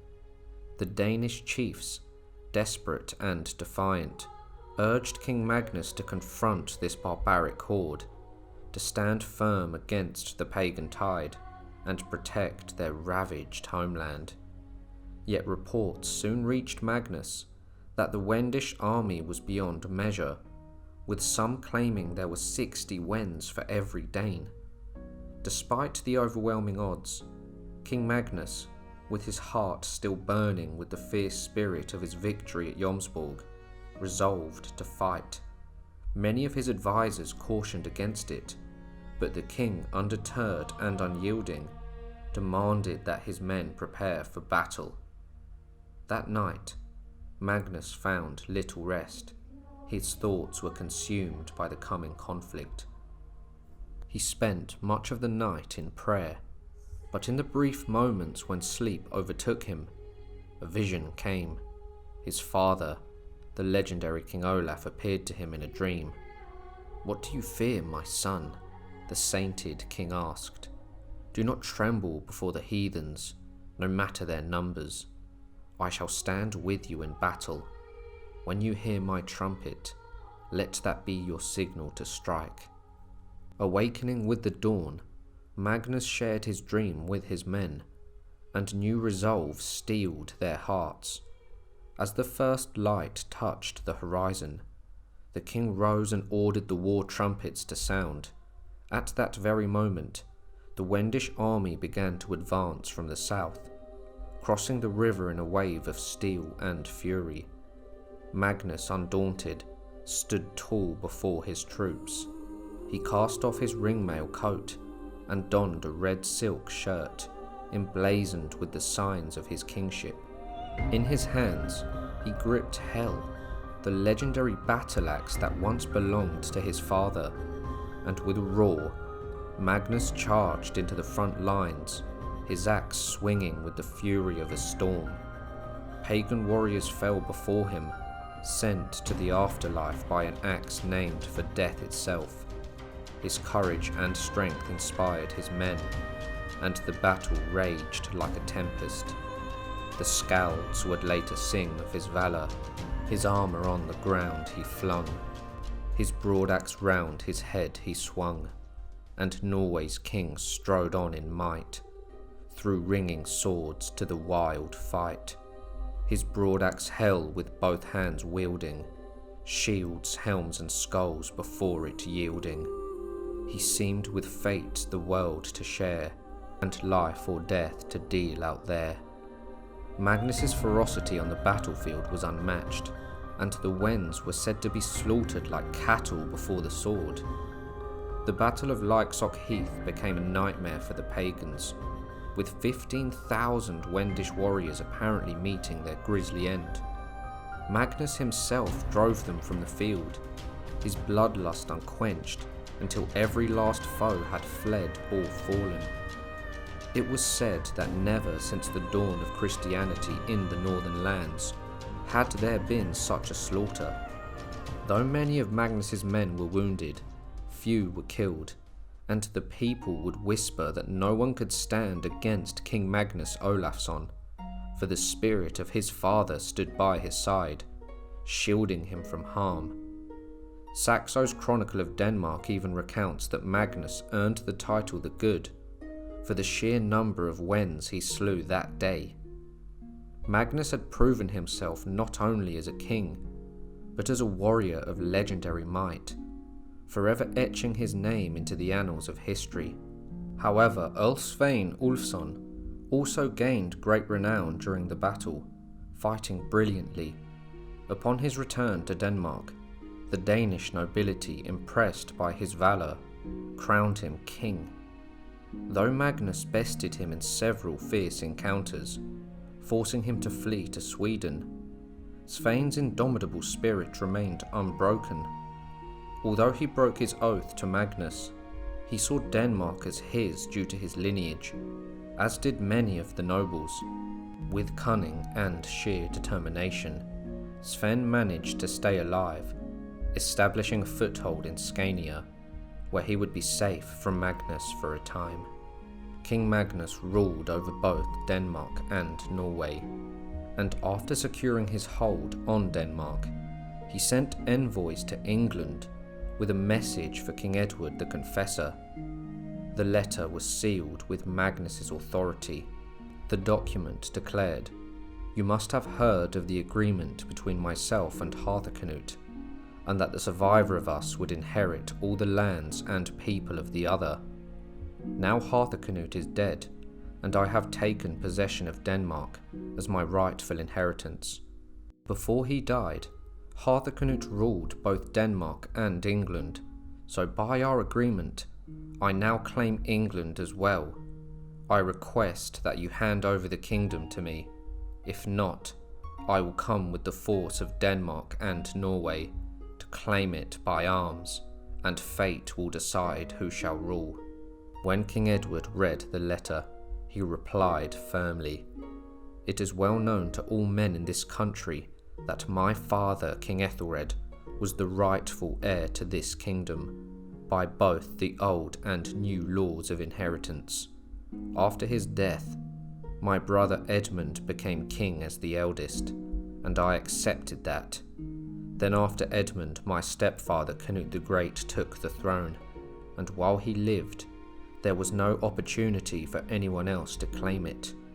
After Canute, Harald ruled, and then Harthacnut, who held both Denmark and England, believing it was fair that he should have both, while I had none. But when Harthacnut died, the people of England chose me as their king. I have taken on this title and been consecrated as king, and I have established my authority, just as my father did before me. As long as I live, I will not give up my crown. If King Magnus comes with an army, I will not raise one against him. He will only take England when he takes my life." King Magnus had the repute of a warrior and a wise king, who had experienced much beyond his years. His ambassadors soon returned and delivered King Edward's reply. Magnus pondered for a moment and then spoke. "I believe it is the wisest course, and one that shall bring the greatest success, to allow King Edward to rule his kingdom in peace. As for me, I shall guard and cherish the realms that God has entrusted into my hands." Thus, Magnus, the King of Denmark and Norway, who had a rightful claim to England through sacred oaths, spared its people and king from his wrath. The reign of King Magnus over Denmark and Norway seemed secure, yet whispers of a challenge soon reached his ears. His famous uncle Harald Sigurdsson, had returned to the north, seeking to claim the throne. Harald, younger brother of King Olaf, had not crossed paths with Magnus since the fateful day when he brought news of Olaf's death and their crushing defeat at the Battle of Stiklestad. Over the years, Harald had transformed from a warrior into a legend, amassing immense wealth through his service in the Varangian Guard and the Byzantine Empire. His reputation as a fierce warrior spread across the lands, with tales claiming he was stronger than any man, wiser than all others, and was so wealthy that he was richer than all the men in Norway. Wherever Harald fought, victory followed, earning him the fearsome title of the Thunderbolt of the North. Such a man was a true threat to Magnus, and his anxiety only deepened when Harald forged an alliance with Svein Ulfsson, the earl who had betrayed him. Together, Harald and Svein unleashed havoc upon Magnus's lands, their raids striking fear into the hearts of his subjects. In response, King Magnus summoned his forces, preparing for war. Yet amidst the gathering storm, his advisors urged caution, counseling against a direct conflict with such a formidable opponent. They sought to steer Magnus toward negotiation, fearing the destruction that open warfare could bring. In the summer of the year 1046, beneath the watchful gaze of Norway's rugged peaks and ancient fjords, Magnus and Harald came face to face. It was a moment that would decide the fate of Scandinavia. Magnus called for the sounding of trumpets, summoning a general thing of the people, the ancient assembly where the kings of Norway were crowned. There, in the presence of his warriors and subjects, Magnus offered Harald a royal staff, symbolizing half of the Norwegian kingdom. He declared, "With this staff, I bestow upon you half of the power of Norway, with all of its duties and domains. Thou shalt be a rightful king as I." Harald, with a steady gaze and heartfelt words, accepted this great honor, thanking Magnus for the title and dignity bestowed upon him. The next day held a more solemn ceremony, as Magnus once again called for the assembly of a general thing. The people gathered, eager to witness the proclamation of Harald as king. In their presence, Thorel of Steg, a revered figure among the warriors, bestowed upon Harald the title of king. The air was thick with anticipation as the mantle of kingship settled upon Harald's shoulders. Later, a grand feast was held within Harald's land tent. He invited Magnus and his men, who arrived in gleaming armor, their presence adding to the splendor of the occasion. The kings sat side by side on high seats, adorned with rich tapestries, their laughter mingling with the melodies of harp and song. Amid the celebration, Harald ordered a procession of treasures be brought before Magnus, caskets and chests filled with the spoils of his journeys.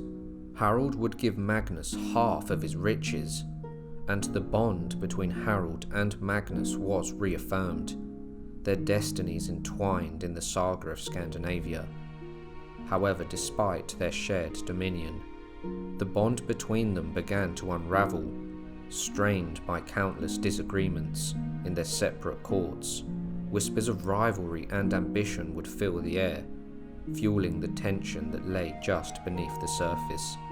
When they met, their words were edged with hostility, and the threat of violence loomed in every exchange.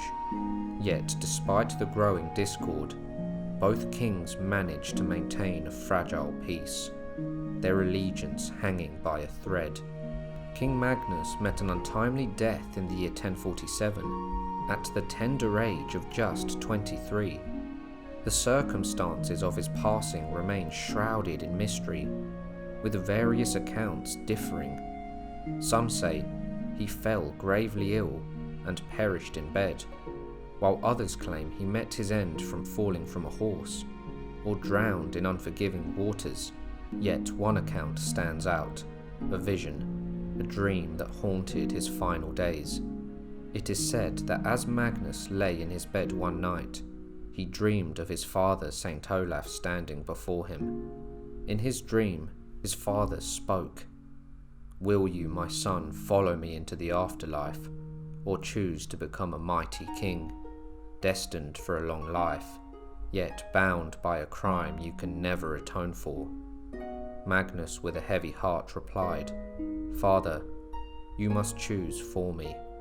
And Olaf's answer echoed into the dreamscape, "Then you shall follow me." Magnus shared this dream with his loyal men, and soon afterward he was struck by illness. As he lay dying, knowing his end was near, he drafted his will with clarity and wisdom. Norway would pass to his uncle Harald, and Denmark to his rival turned ally, Svein. The news of his death brought great sorrow across both Norway and Denmark, for Magnus had been a king beloved by all, even by those who once stood against him. This ballad was composed in honour of his death. The people's tears were all sincere, all hearts were struck at the king's end. His house thralls wept for a friend. His court men oft alone would muse, as pondering o'er on thought of the news. King Magnus was laid to rest alongside his father in the sacred cathedral at Nidaros, where his legacy would endure for generations. Harald Hardrada, remembered as perhaps the most warlike Viking king in history, stands immortalized in the sagas and chronicles alike. To many, Harald was a legendary warrior king, a hero of unparalleled ferocity and renown. To others, he was the most reviled of villains. His name, Hardrada, meaning stern counsel or hard ruler, was just one of his fearsome epithets. Harald's life was a tapestry woven with blood and thunder. His first battle fought at the tender age of just 15. His sword saw action across the known world, from the bitterly cold realms of Scandinavia to the sun-baked coasts of the Mediterranean, from the ancient lands of Asia Minor and Sicily to the sacred Holy Land, and from the Balkans to the great city of Constantinople. Harald had seen most of the known world with his own eyes, finally clashing in the fields of England. The words of the chronicler Adam of Bremen refer to Harald as a cold-blooded warlord. In Norway, great events took place at that time. King Harald surpassed all the madness of the tyrants in his savage wildness. Many churches were destroyed by that man. Many Christians were tortured to death by him. But he was a mighty man, and renowned for his victories he had previously won in many wars with barbarians in Greece and in the Scythian regions. After he came into his fatherland, however, he never ceased from warfare. He was the thunderbolt of the north, a pestilence to all. Today, Harald is revered for his warrior spirit, his saga echoing the grandeur of an epic fantasy tale, except the life of this man was very real. His legacy is one of glory, victory, and conquest. Yet his end would also mark the twilight of an era when the Vikings cast a long shadow of terror across the world. This is the epic story of Harald Hardrada. Harald was born in Norway in the year 1015. His father, Sigurd Syr, was the petty king of Ringerike, rumoured to be the great-grandson of Harald Fairhair, the first king of Norway. According to the Heimskringla saga, Sigurd Syr was a very prudent and modest man, yet very wealthy, owning many large farms. Harald's mother was named Asta Gudbrandsdatter, and she had a son from her first marriage named Olaf, who was 20 years older than Harald and was the king of Norway by the time Harald was born, making Harald half-brothers with the king. Harald would also have two full older brothers named Guthorm and Halfdan. In his youth, Harald exhibited traits of a rebellious spirit with grand ambitions. looking up to his half-brother Olaf as a role model. This set him apart from his two older brothers, who were more akin to their father, practical, and primarily concerned with the upkeep of the farm. Thus, Harald grew up during the reign of his older brother, immersed in the tales of Olaf's expeditions. As a teen, Olaf had been a mercenary fighting for England's king, Ethelred the Unready. Harald would hear about Olaf's exploits, sailing his longships up the River Thames to London Bridge, overpowering Prince Canute, and ultimately claiming his ancestral throne of Norway.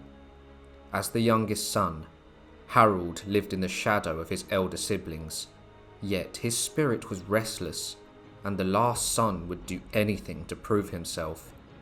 It was said that when Harald was aged 3, Olaf came to visit his royal estate at Ringerike. There, Asta presented Harald and his two elder brothers Guthorm and Halfdan to the king. When Olaf took the older boys on his knee, they cast their gaze down before him, but when he did the same to Harald, the lad looked him straight in the eye, and when Olaf tugged his hair, Harald tugged the king's moustache, and Olaf told him, "One day, kinsman, you will be a fighter." The Icelandic poet Snorri Sturluson also wrote this in an episode regarding a young Harald and his brothers. King Olaf called Guthorm and Halfdan to him, and he asked Guthorm, "What do you want most?" Guthorm said, "A cornfield, the whole field over there, jutting out into the lake." "That would be a lot of corn there," said the king. Then the king asked Halfdan, "And what would you most like to have?" Halfdan said, "Cows, so many that when they go down to drink, they'll all stand round the lake side by side." "That would be a very big farm," said the king. Then the king finally said to Harald, "And what would you want most of all?" "Soldiers," said Harald, "so many that they will eat all of Halfdan's cows at one meal." The king laughed and said, "You're bringing up a king here, mother." Both tales reflect how Olaf recognised his younger brother Harald as a future king and warrior, foreshadowing what would become of him. Harald's half-brother Olaf admired how the Frankish Emperor Charlemagne had used Christianity to unite his realm. After his baptism and return to Norway, Olaf embarked on a mission to convert the largely pagan country, resorting to maiming, blinding, or killing to achieve his aims. He imported bishops from England, Normandy, and Germany, and sought to enforce Christianity in the inland areas, which had the least communication with the rest of Europe. The pagan temples of old were torn down, and atop their ruins churches were built. Any who tried to intervene were ruthlessly cut down, in the name of the new god. However, this extreme religious devotion alienated his nobles. They began to view Olaf as a fanatic who disrespected the religion of their ancestors, prompting them to invite Canute, the reigning king of both Denmark and England, to annex Norway into his North Sea Empire. The Norse kings often traced their lineage back to Odin, and Olaf's dream of converting all of his subjects to Christianity led his jarls and lords, many of whom still believing in the old gods, to turn against him. Consequently, Olaf was forced into exile in Russia. During his exile, Canute installed Hakon Sigurdsson, the Jarl of Lade, as the governor of Norway. However, just 1 year into his rule over Norway, Hakon drowned and died at sea. Olaf, from his exile in Russia, would then prepare for a military expedition to reclaim the throne. Olaf was supported by the Swedish king Anud Jacob, who wanted to weaken Canute's power. He provided Olaf with 400 men and guides to see him safely escorted into Norway. Olaf's exile was undoubtedly difficult for Harald. His older brother had been king for as long as he could remember, and Harald saw Olaf as a man of action and a hero. Upon hearing of Olaf's movements, Harald faced a crucial decision: to sit out of the upcoming war, or become one of its key warriors. Restless as ever, Harald gathered 600 men from the uplands to join Olaf and his forces. After a warm welcome, Olaf went on to amass a larger army, leading to the Battle of Stiklestad on July the 29th in the year 1030, where Harald would fight alongside his brother. This battle was part of an effort to restore Olaf to the Norwegian throne, which had been seized by the Danish king Canute the Great. According to the sources, Olaf led his 3,600-man army through Sweden, crossing the mountains into the valley of Verdal, about 80 kilometers north of Trondheim. They arrived at Stiklestad, a farm in the lower part of the valley, where the legendary battle unfolded, as chronicled by Snorri Sturluson in his renowned work The Heimskringla, written 2 centuries later. Although Canute was absent from Norway, his cause was defended by the so-called Farmer Army, a force of jarls, chieftains and villagers loyal to him. Harald, just 15 years old at the time, joined his brother in battle, eager to drench his sword in the blood of his enemies. Leading his contingent of men, Harald, despite his brother's wishes, plunged into the carnage and clashed with the peasant army at Stiklestad. One scout wrote this about Harald's role in the battle: "I heard the Lord was hard-pressed in battle, but Harald fought well for his brother." However, fate did not favour Harald and Olaf that day. According to the Sagas, Olaf fought valiantly, killing many warriors, but was ultimately mortally wounded. He suffered an axe blow to the knee, a sword slice to the neck, and a fatal spear thrust beneath his mail shirt entered his belly.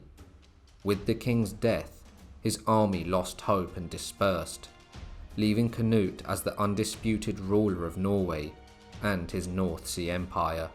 Harald, who had fought willfully for his brother and king, was also severely wounded. His first taste of battle was one of crushing defeat, and it also nearly cost him his life. Harald was nonetheless remarked to have shown considerable courage and military talent during the battle, even being on the left flank of the legendary boar snout tactic, a wedge formation used to break through enemy lines. After the defeat at the Battle of Stiklestad, Harald, aided by one of his noblemen, managed to escape to a remote house of a peasant deep within a forest in eastern Norway.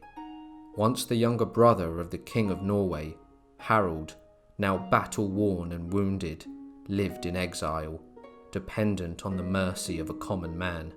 The peasant, unaware of Harald's true identity, concealed him and diligently tended to his wounds, simply driven by the desire to heal the injured boy. While Harald rode with the man between 2 uninhabited forests, Harald made these verses: "My wounds were bleeding as I rode, and down below the bonds strode, killing the wounded with the sword, the followers of their rightful lord. From wood to wood I crept along, unnoticed by the bond throng.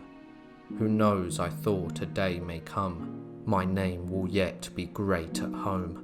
Once Harald was healed and strong enough to travel, he ventured north over the mountains to Sweden, eventually making his way to the Kievan Rus. There, he was welcomed by Grand Prince Yaroslav the Wise, whose wife Iningerd was a distant relative of Harald. Yaroslav, in dire need of military leaders, recognized Harald's potential and appointed him as the captain of his forces. Harald's brother Olaf Haraldsson had previously sought refuge with Yaroslav following the revolt in 1028. According to the Saga of Old Kings, Yaroslav only embraced Harald because he was Olaf's brother. Harald participated in Yaroslav's campaign against the Poles in the year 1031, and possibly fought against other enemies and rivals of the Kievan Rus in the 1030s, including the Estonians, the Byzantines, and the Peshnegs, as well as various other nomadic peoples. The Skald Bolverk sung this song about Harold's time in Russia. The king's sharp sword lies clean and bright, prepared in foreign lands to fight. Our ravens croak to have their fill, the wolf howls from the distant hill. Our brave king is to Russia gone, braver than he on earth there's none. His sharp sword will carve many a feast, to wolf and raven in the east. Harold is said to have remained in Russia for several years, journeying far and wide across the vast eastern lands. His restless spirit eventually spurred him to embark on an expedition to Greece, ultimately setting his sights on the legendary city of Constantinople, once the grand capital of the Roman Empire.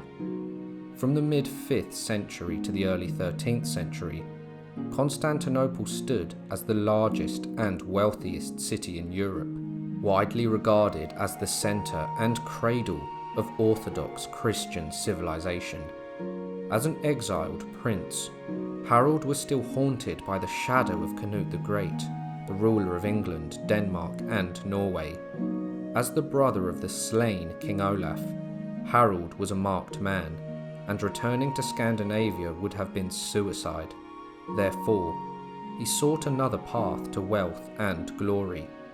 Constantinople, with its golden domes and bustling markets, offered him the opportunity to carve out a new destiny.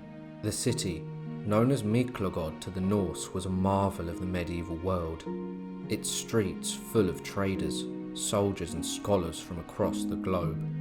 By the time Harold was fully grown, he was described as being a giant of the age. Snorri Sturluson has pictured him having light hair and a beard, a long moustache, and that one of his eyebrows was somewhat higher than the other. Harold is also described as having been physically larger and stronger than other men, with big hands and feet. Harold and his contingent of around 500 men arrived in Constantinople, likely in the year 1033 or 1034, where they joined the prestigious Varangian Guard. While the Flatterjabok suggests that Harold initially sought to conceal his royal identity, most sources concur that Harold and his men were already renowned in the East by this time. The Byzantine Empire was then ruled by Empress Zoe the Great, alongside Emperor Michael IV, the Paphlagonian. Upon Harold's arrival in Constantinople, he presented himself to the Empress within the opulent halls of her great palace. Empress Zoe, immediately impressed by Harold's formidable presence and reputation, took him into her service without hesitation. The Varangian Guard was not merely a ceremonial unit, but a crucial element in the Byzantine military might. They provided unwavering security for the emperors and played decisive roles in many wars, often being deployed at crucial moments of battle. Constantinople, with its towering walls and splendid domes, was a stark contrast to Harold's homeland of Norway. Harold quickly adapted to his new environment, his strategic acumen and combat prowess earning him a prominent position within the Varangian Guard. His service under Empress Zoe saw him participating in various military campaigns, where his leadership and valour were consistently displayed. Harold's role in these campaigns further enhanced his reputation, with tales of his exploits spreading far and wide. According to Harold's saga, this is what transpired during his time in the Varangian Guard. Harold boarded the galleys which were manned with troops heading out to the Greek Sea. He brought his own men along with him. Despite being new to the army, Harold quickly garnered the loyalty of all the Varangians, who rallied to him in battle. As a result, Harold was soon appointed as the chief of the Varangians. He would travel around the Greek islands, engaging in numerous battles against the Corsairs, distinguishing himself and even earning a more fearsome reputation than he already had. In the summer, the entire Varangian army embarked on a campaign to Serkland, which means Saracen land, which would have been in North Africa. During these battles, Harold strategically kept his men out of the fray or away from the least dangerous areas. under the pretext of preserving the contingents of his strength. However, when alone with his own men, Harald fought with such ferocity that he would either emerge victorious, or he and his men would die trying. However, they never did. Consequently, whenever Harald led his army, they often secured victories. Many soldiers noticed the disparity and began to believe that they would fare far better if Harald was the sole commander of the entire army. A few brave Greeks, driven by the desire for wealth and glory, joined Harald and accepted him as their leader.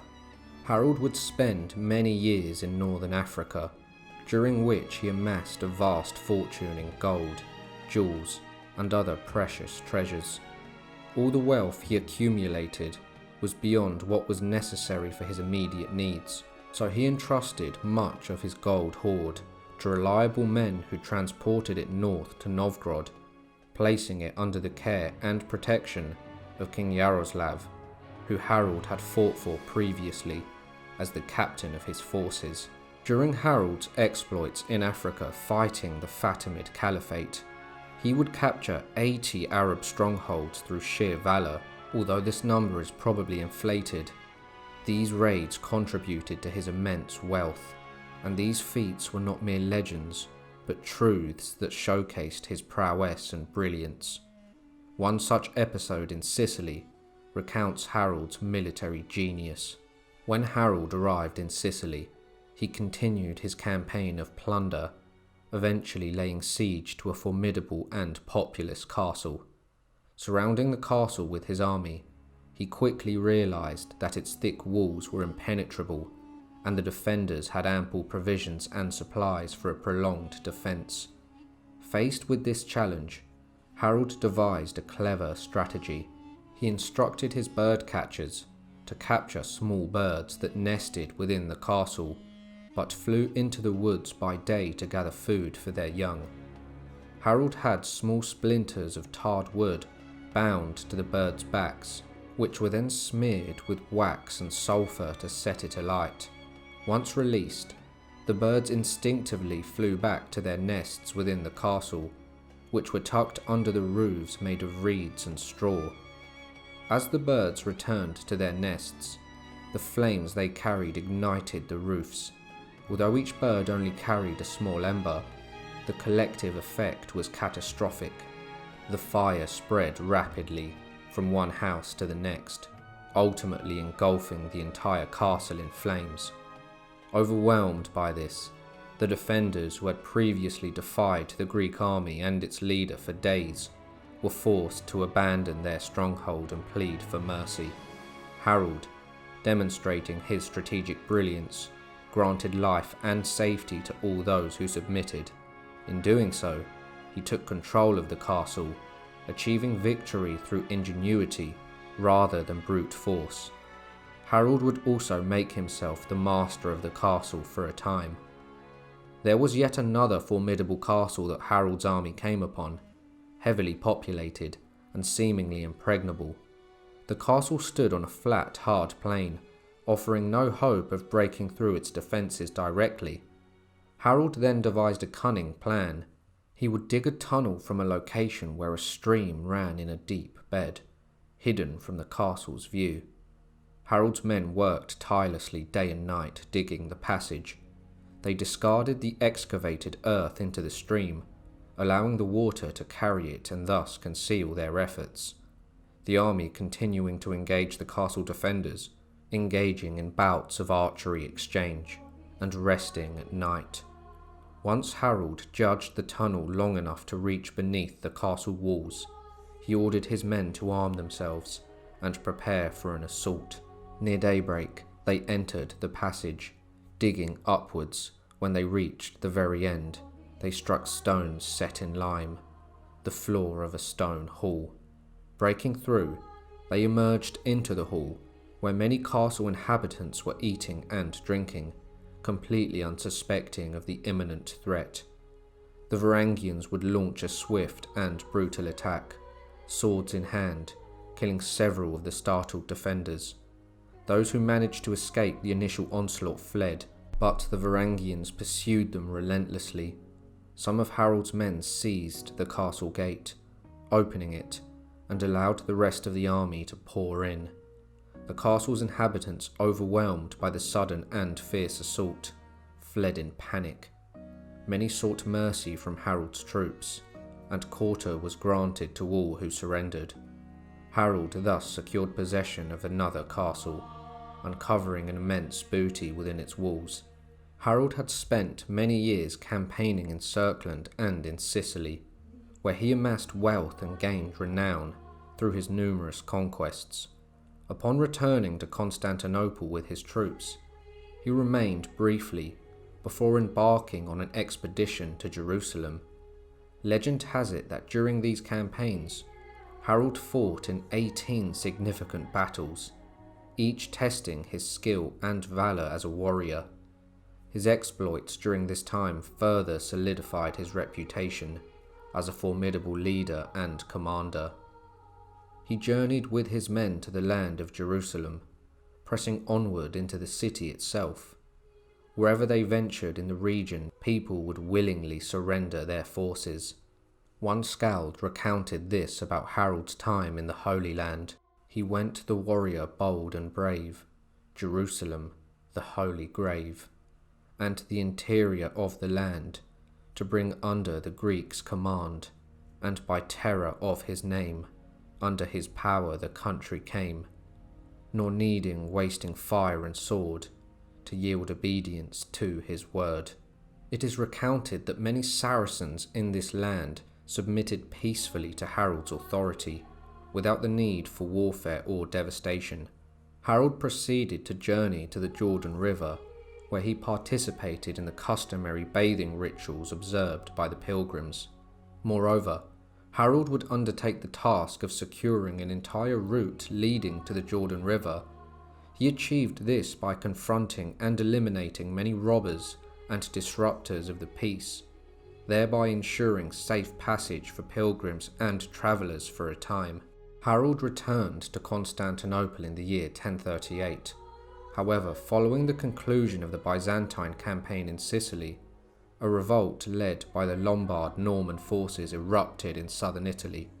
Harald, commanding the Varangian Guard, engaged them in several battles during this tumultuous period. Among these conflicts were the battles of Olivento and Montemagior, where Harald confronted the Norman adventurer William Ironarm. These engagements proved challenging for Harald, resulting in defeats at the hands of the skilled Norman commander. After the defeats, Harald and the Varangian Guard were called back to Constantinople. In the year 1041, Emperor Michael himself embarked towards Bulgaria, leading a formidable army of 40,000 soldiers, bolstered by the Norse mercenaries, among whom was Harald. With bold aggression, Michael pressed his forces into Bulgaria. Aided by Harald, they fought together in the pivotal Battle of Ostrovo. The backdrop to this conflict stemmed from Peter Dalen's uprising against the Byzantines in the year 1040, claiming the Bulgarian throne in defiance. His ascendancy was short-lived, however, as his cousin betrayed him, which led to Peter's blinding and subsequent defeat near Ostrovo the following year. Despite his blindness, Peter remained a formidable leader, commanding his forces against the Byzantine army. The campaign would take its toll on Emperor Michael, pushing him to the brink of death. Yet he managed to return triumphant to Constantinople alongside Harald. Despite their victory, the emperor's health deteriorated rapidly, signalling his imminent demise. Following Michael IV's death in the year 1041, turmoil ensued at court, as Michael V and Empress Zoe vied for power, leading to a decline in Harald's influence at the imperial court. After nearly a decade traversing foreign lands and battling in distant realms, Harald's heart ached with an insatiable longing to return to the rugged, familial landscapes of the north, to his cherished homeland. The lure of the fjords, The dense forests and the crisp, invigorating air of Norway stirred deep within him. It was a call he could no longer ignore. News would reach Harald that his nephew Magnus Olafsson, the son of his older brother King Olaf, had not only claimed the throne of Norway, but also extended his dominion over Denmark. This revelation struck a chord with Harald, igniting a desire to reunite with his kin and support his family's legacy. The dual crowns of Norway and Denmark, resting upon the head of his brother's son, presented a powerful draw. Harald, battle-hardened and extremely wealthy, imagined to himself what it would be like to be king. With this newfound knowledge, Harald resolved to step down from his prestigious position within the Byzantine army. The decision was not made lightly, for his role had been one of significant command and respect.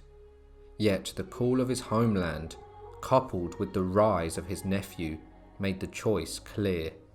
His tenure in the Byzantine Empire, marked by valour and leadership, was to be relinquished in favour of a new quest, a quest for his ancestral throne.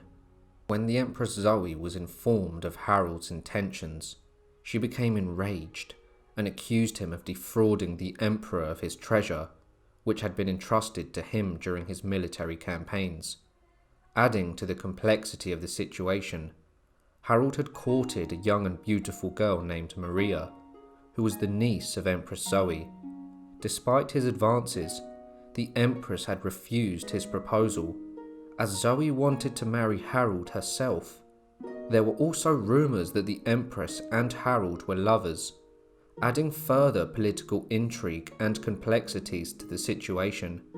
Michael V was the reigning Emperor of the Byzantines, sharing the throne with Empress Zoe, who still wielded considerable power. This was a period marked by intense political turmoil within the magnificent city of Constantinople. Accusations flew as Empress Zoe was implicated in a plot to poison her co-ruler, further destabilizing an already volatile situation. In the midst of this political chaos, Harald, at the height of his power and influence, was arrested and thrown into prison. Renowned for his battle prowess and respected throughout the court, he had once enjoyed the Empress's favour, despite their disagreements over personal matters. It was widely whispered in the shadowed halls of the Byzantine court that Emperor Michael V harboured a profound and consuming fear of Harald. This fear was not without reason, for Harald was a man of formidable presence and restless in spirit. His unwavering loyalty to the previous emperor had secured his significant standing among the courtiers. Commanding the fierce Varangian Guard, Harald's reputation was unparalleled.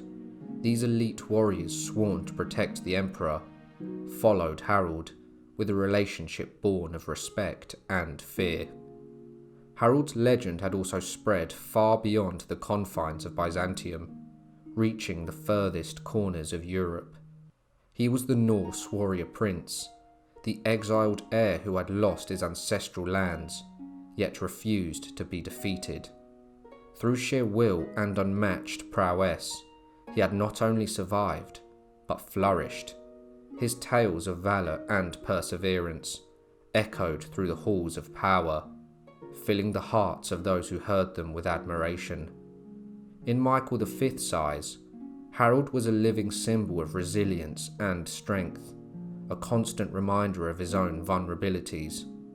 The Emperor's fear was a shadow that loomed large, growing even darker with each whispered tale of Harald's exploits.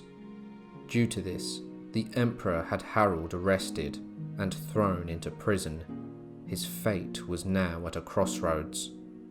Michael V then decided to banish Empress Zoe and declared himself the sole ruler, believing this move would solidify his power.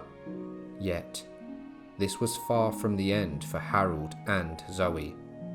Michael's proclamation incited a massive uprising among the common folk, who surrounded the palace in a mob, demanding Zoe's immediate restoration to power.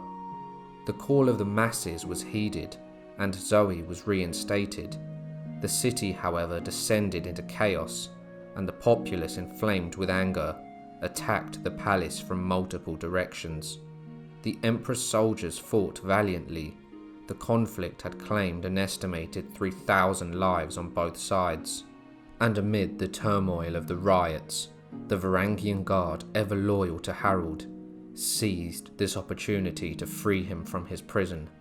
On that day, fate smiled upon Harald, guiding him through the chaos to freedom, giving him another chance to reclaim his destiny. Harald would move with swift purpose to the quarters of the Varangians, his presence commanding immediate respect and allegiance. As he entered the room, every warrior rose from their seats, their faces lighting up with joy and respect at the sight of their revered leader. Harald led them with resolve through the darkened corridors of the palace. As they approached the Emperor's chambers, where the ruler lay asleep, unaware of the imminent danger, the Varangians entered silently. They then seized the Emperor, who awoke to the grim realization of his fate. Harald was bitterly angry due to his unjust imprisonment, the betrayal after years of unwavering loyalty and service to the Byzantine Empire. Due to this, Harald personally blinded the Emperor, a reflection of his ferocious nature and the depths of his wrath. The Emperor was then sent to a monastery and would spend the remaining of his days in disgrace and isolation. Following Zoe's restoration to the throne in June of the year 1042, Harald sought permission to return to his beloved Norway. His heart yearned for the rugged fjords and familial shores of his homeland. However, Empress Zoe, captivated by Harald and unwilling to part with her lover, denied his request. She desired to keep him close, attempting to control him through every means at her disposal. Her court was a gilded cage, and she was determined to bind him within it. Resolute in his desire to return to Norway, Harald began to craft a daring plan of escape. He would gather loyal companions, men who shared his yearning for the open sea and the distant northern lands. Together, they conspired in secret, whispering their plans in hushed tones, always wary of Zoe's spies. On that fateful night, King Harald and his loyal men stealthily approached the residence where the beautiful Maria slept. She was said to be the woman who Harald actually loved, but was denied by the Empress. With swift and forceful precision, they carried her away into the night, the air thick with the urgency of their mission. Their destination was the shoreline, where the mighty galleys of the Varangians lay in wait. As the night draped its cloak over the city of Constantinople, Harald, the Norse prince, embarked on a daring escape. With 2 ships and a band of fiercely loyal followers, Harald navigated the treacherous waters of the Bosphorus. The first ship, guided by Harald's expert hand, deftly evaded detection as they slipped past the Byzantine patrols. However, as Harald's ship approached the barrier, his voice would boom across the deck, rallying his men into action. With a unified effort, they surged forward, their muscles straining against the resistance of the chains. The ship groaned in protest, but Harald's determination was unshakable. With a final surge of strength and defiance, they breached the barrier, the ship lurching forward and sailing into the open expanse of the Black Sea. Before fully departing from the Byzantine lands, Harald shared one final night with his love Maria, and in a moment of chivalry, he put Maria ashore, ensuring she was accompanied by a strong escort back to Constantinople. His message to her was clear and defiant.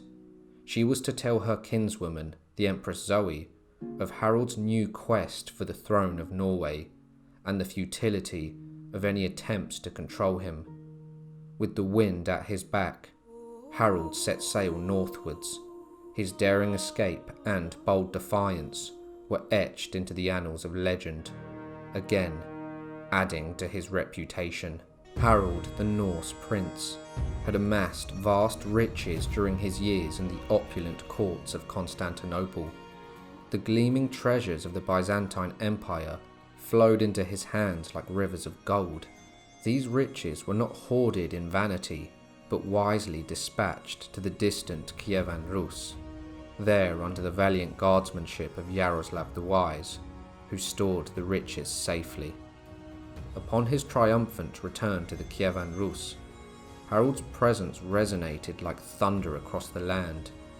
His alliance with Yaroslav was sealed through a marriage to his daughter Elizabeth. She was the daughter of the wise ruler and the granddaughter of Swedish royalty. This solidified Harald's position as a formidable player in the intricate Game of Thrones, which he now wished to play. Their union was not merely of love and lineage, but of strategic alliance.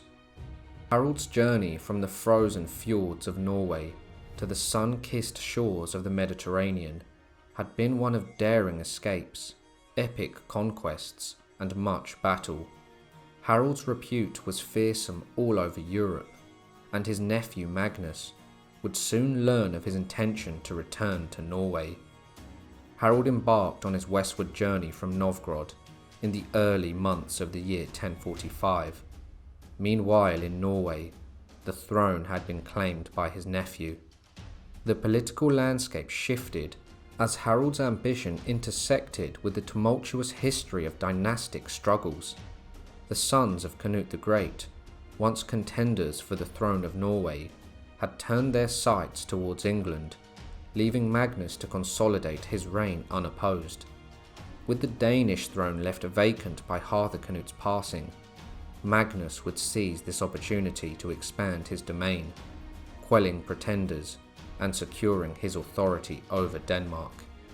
It was amidst this backdrop of shifting alliances and territorial ambitions that Harald, driven by fate and a thirst for power, he joined forces with Svein Estridsson, his nephew and fellow exile, and they would make oaths to each other and forged a friendship.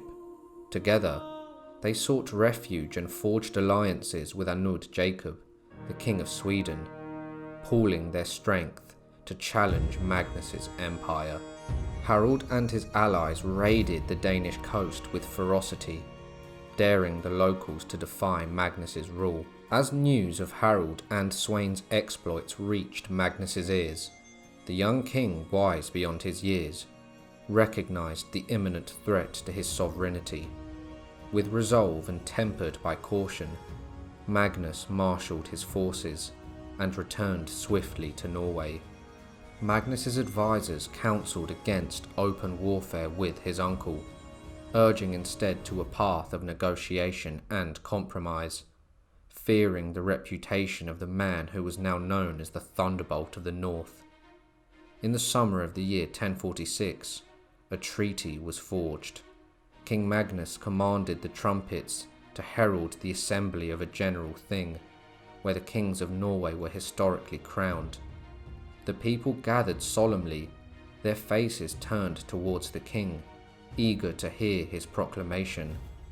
With a voice that carried authority and conviction, Magnus addressed the assembled army, revealing the generous gift he had bestowed upon his kinsman, Harald. Amidst the murmurs of approval and admiration, Thorir of Steg, a respected figure among the warriors, conferred upon Harald the title of king. The air crackled with anticipation as the mantle of kingship settled upon Harald's shoulders, his gaze steady and resolute. Later the same day, a feast of unparalleled splendour unfolded within King Harald's land tent. Harald extended a gracious invitation to Magnus, who arrived with 60 of his men, their armour gleaming in the sunlight. Upon a high seat, adorned with rich tapestries and intricate carvings, the two kings sat side by side, their laughter ringing out amidst the melodies of harp and song. King Harald would soon order a procession of caskets and chests into the tent, and with solemn ceremony, the treasures of distant shores were unveiled before Magnus and his men. Weapons forged in foreign fires, garments of silk and fur, and ornaments of rare jewels that sparkled like captured starlight.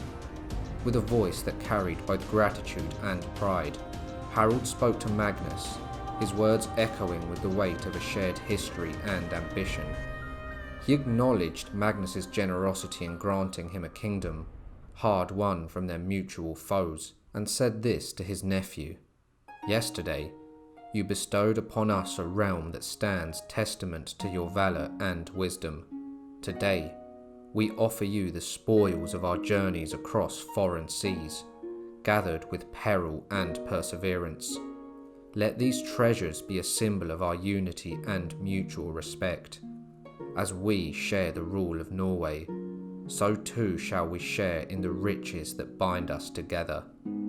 Thus, the bond between Harald and Magnus was reaffirmed. Despite their shared dominion, Harald and Magnus's relationship began to falter due to numerous disagreements.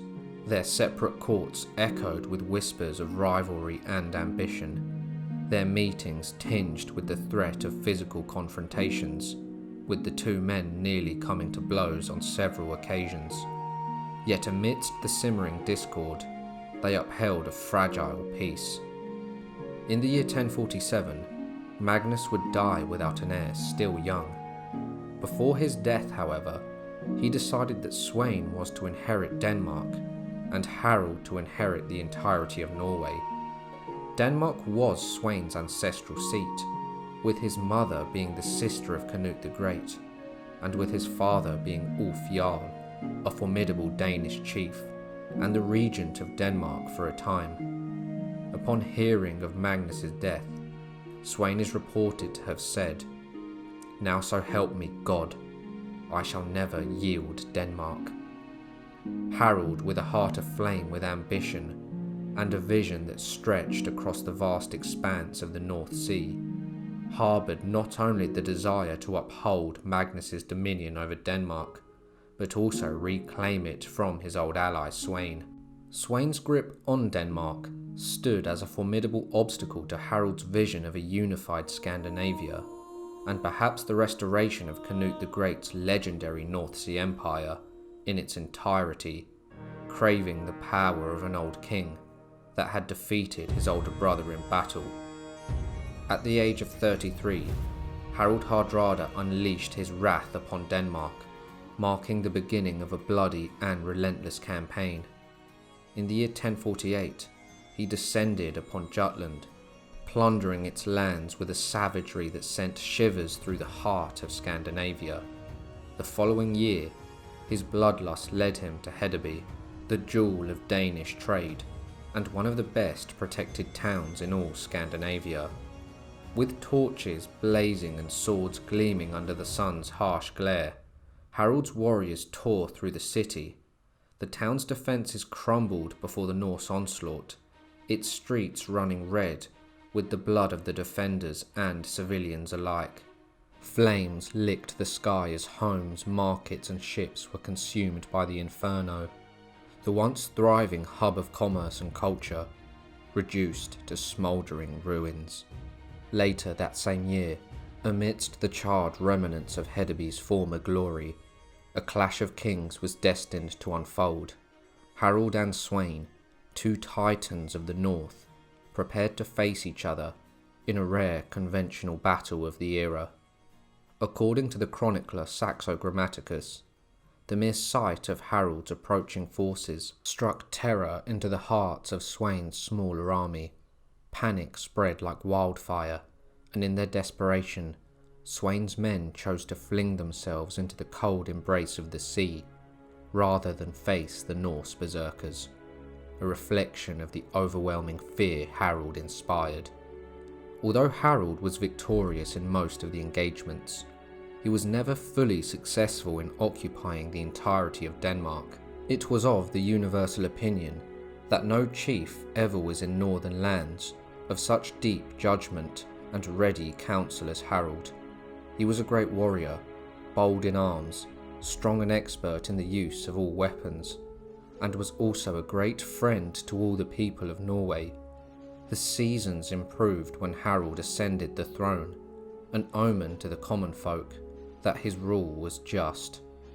Harald had been all over the world, and as well as being a military man, he had a deep-rooted understanding of currency.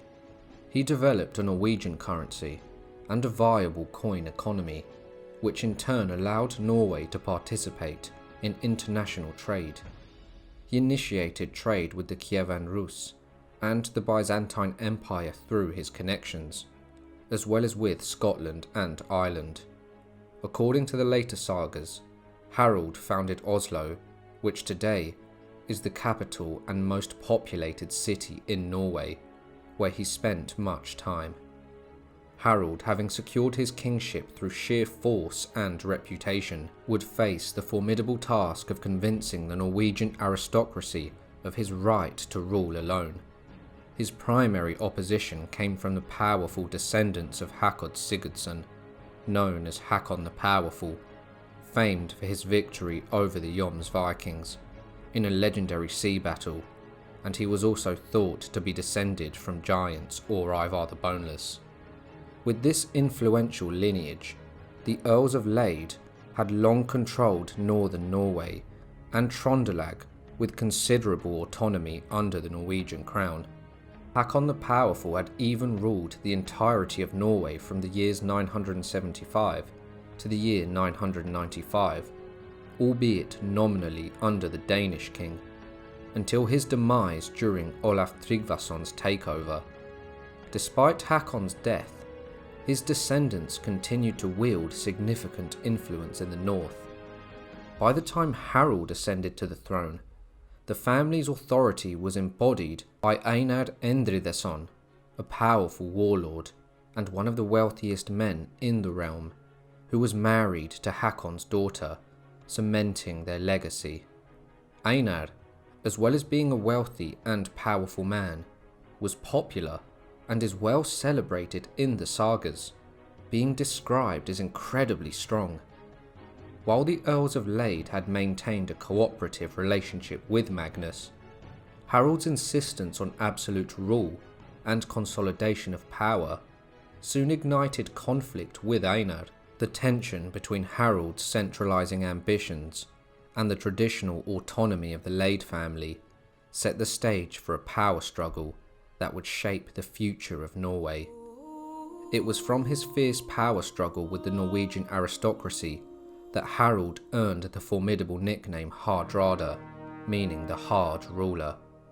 The relationship between Harald and Einar was strained from the beginning, but open confrontation was avoided until Einar journeyed to Harald's court. During one tense occasion, Einar arrived at Harald's court, making a bold display of power. He was accompanied by 8 or 9 huge longships and nearly 500 men, clearly prepared for a confrontation. This show of force highlighted the simmering tensions that foreshadowed the inevitable clash between Harald and the powerful Earl. According to Harald's saga, one fateful day, a meeting was held in the town, with the king himself in attendance. A thief had been apprehended and brought before the assembly. The man had previously served Einar, who held him in high regard. When Einar heard of the man's plight, he knew the king would show him no mercy, especially since Einar had an interest in the case. Determined to save the man, Einar armed his followers and marched to the assembly. There, he seized the thief by force. Friends and mediators intervened, managing to arrange a reconciliation meeting between the Earl and the king. They agreed to convene at the king's house. The king, with a select few, entered a private room, while most of his men remained outside in the courtyard. The king had the shutters adjusted so none could see in and out of the building. Einar would soon arrive with his men and instructed his son to stay outside with the troops, confident that no harm would come to him inside. As Einar entered the darkened room, he remarked on the dimness.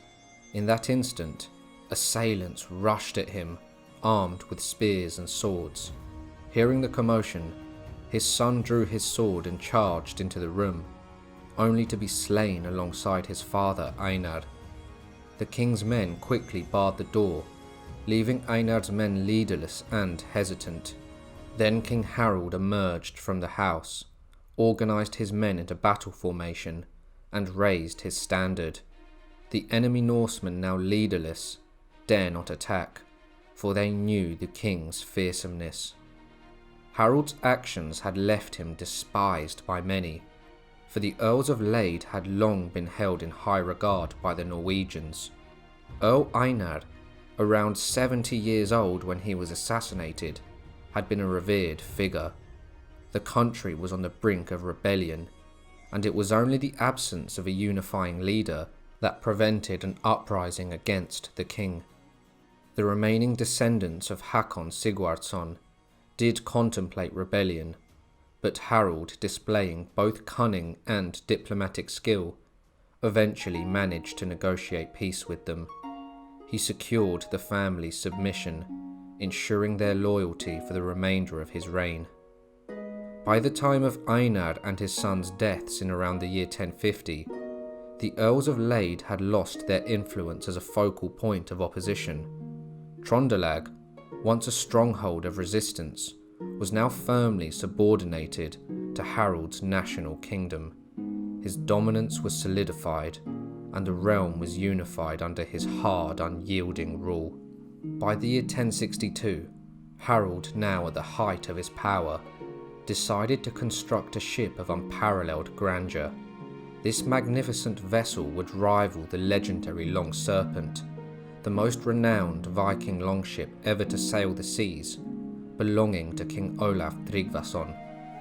Harald's warship was adorned with a dragon head prow and a dragon tail stern, with the ship's bows gilded to gleam in the sunlight. The ship boasted 35 rowing benches, making it impressively large and remarkably handsome. Every aspect of the ship's equipment was of the highest quality, from the sails and rigging to the anchors and cables. In the winter, King Harald dispatched a message south to King Sweyn of Denmark, challenging him to come north in the spring. They were to meet at the Gaut River for a decisive battle, to settle their rivalry once and for all. The victor would claim both kingdoms, consolidating power and dominion over their realms. According to the Icelandic saga writer Snorri Sturluson, a grand battle had been prearranged between Harald and Sweyn, set for a specific time and place. However, when the appointed moment arrived, Sweyn was nowhere to be seen. Assuming his adversary had forfeited, Harald dismissed his non-professional peasant army, which comprised roughly half of his forces. No sooner had these ships vanished from sight than Sweyn appeared, launching a surprise attack on Harald's now diminished fleet. In a strategic move, Harald lashed his ships together to form an unbroken line, placing his flagship at the centre. He stationed Earl Hakon Ivarsson and his Trondelag forces on the flanks. Sweyn mirrored this tactic, but kept his own earl close by. As dusk fell, the two fleets clashed in a fierce and relentless battle that raged through into the night. For hours, the conflict seemed evenly matched. Then Hakon skillfully disengaged his ships from the flanks, launching a devastating attack on the weakened Danish vessels. Without a reserve force, Sweyn's fleet crumbled by dawn as Harald's men boarded his ships, leaving 70 ships full of corpses and the rest retreating in disarray. King Sweyn leaped into the water and would manage to escape the battle, reaching land and stopped at the house of a peasant to ask for something to eat. Though Harald emerged victorious, the win was far from decisive. Many Danish ships and men, including Sweyn, would manage to escape. The protracted conflict had ravaged Denmark's economic and social structure, but Norway's as well. After the Battle of Nissa, Harald would face difficulties in collecting taxes in the uplands and other regions, with the farmers being sick of funding wars which held no economic reward.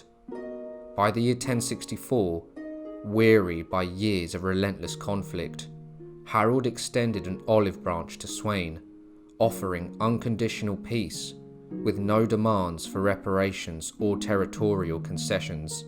The two kings, battle-worn and scarred, agreed to this truce, bringing a merciful end to the devastating war.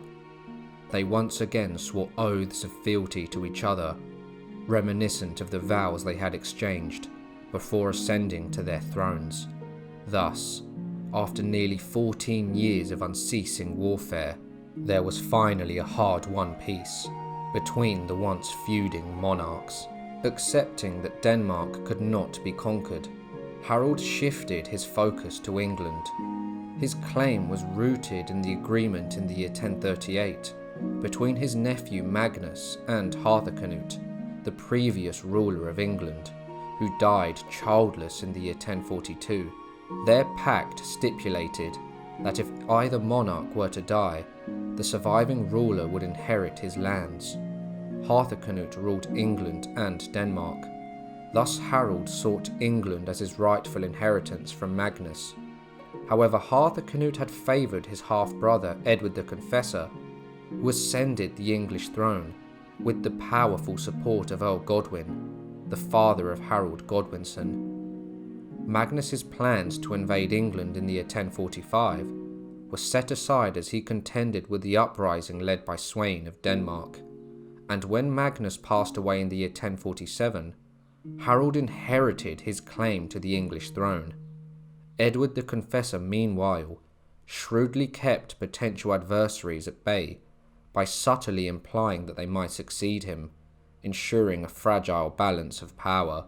However, by the year 1066, Edward the Confessor would lay on his deathbed, and the fate of England hung in the balance.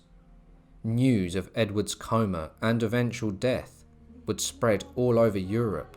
This would trigger a flurry of claims to the throne. Edward, in his final moments, entrusted the kingdom to Harold Godwinson, his most formidable earl, setting the stage for a powerful struggle between giants of the age. Among the claimants to the English throne was Edgar the Atheling, his lineage tracing back to Alfred the Great. Despite lacking lands, armies, or powerful allies beyond the late King Edward himself, Edgar's claim resonated deeply on the grounds of blood and heritage. Contrasting Edgar's hereditary right was Harold Godwinson, already entrusted as the regent on Edward's deathbed. He was the mightiest lord in England. His influence pervaded every corner of the kingdom, his renown as a battle commander eclipsing any other.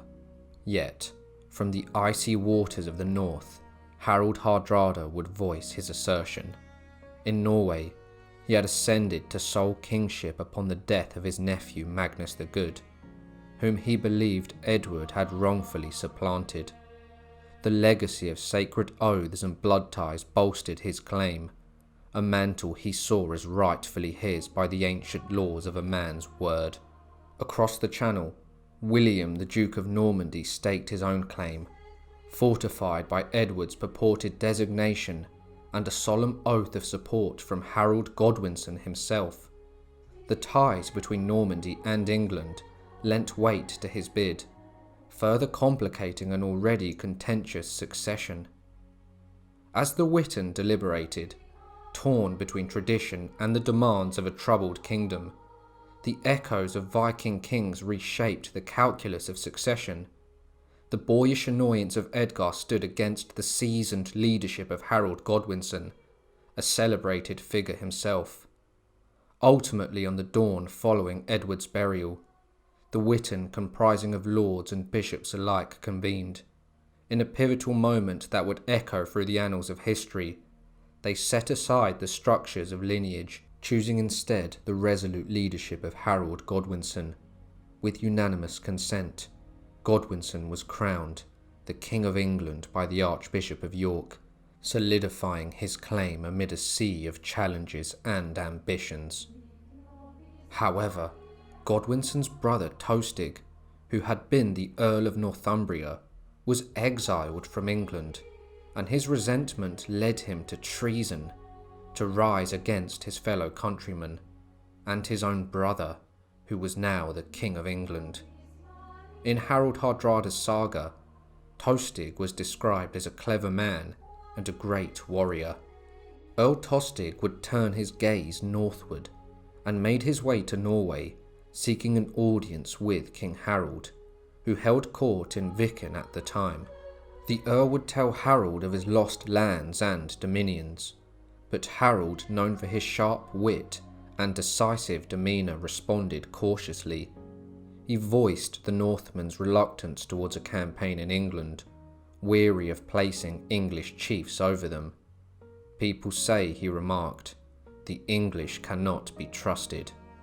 Undeterred, Earl Tostig pressed on, questioning Harald about Magnus's claim to England, passed down through agreements after Harthacnut's death.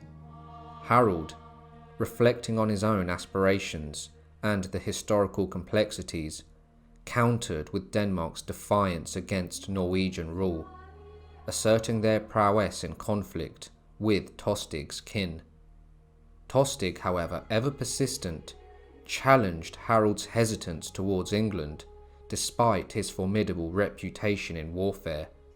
All it takes, he asserted, is your name to rally England's principal men to our cause. Your unmatched valour is renowned across these northern lands. Why not seize England now, when it's ripe for the taking?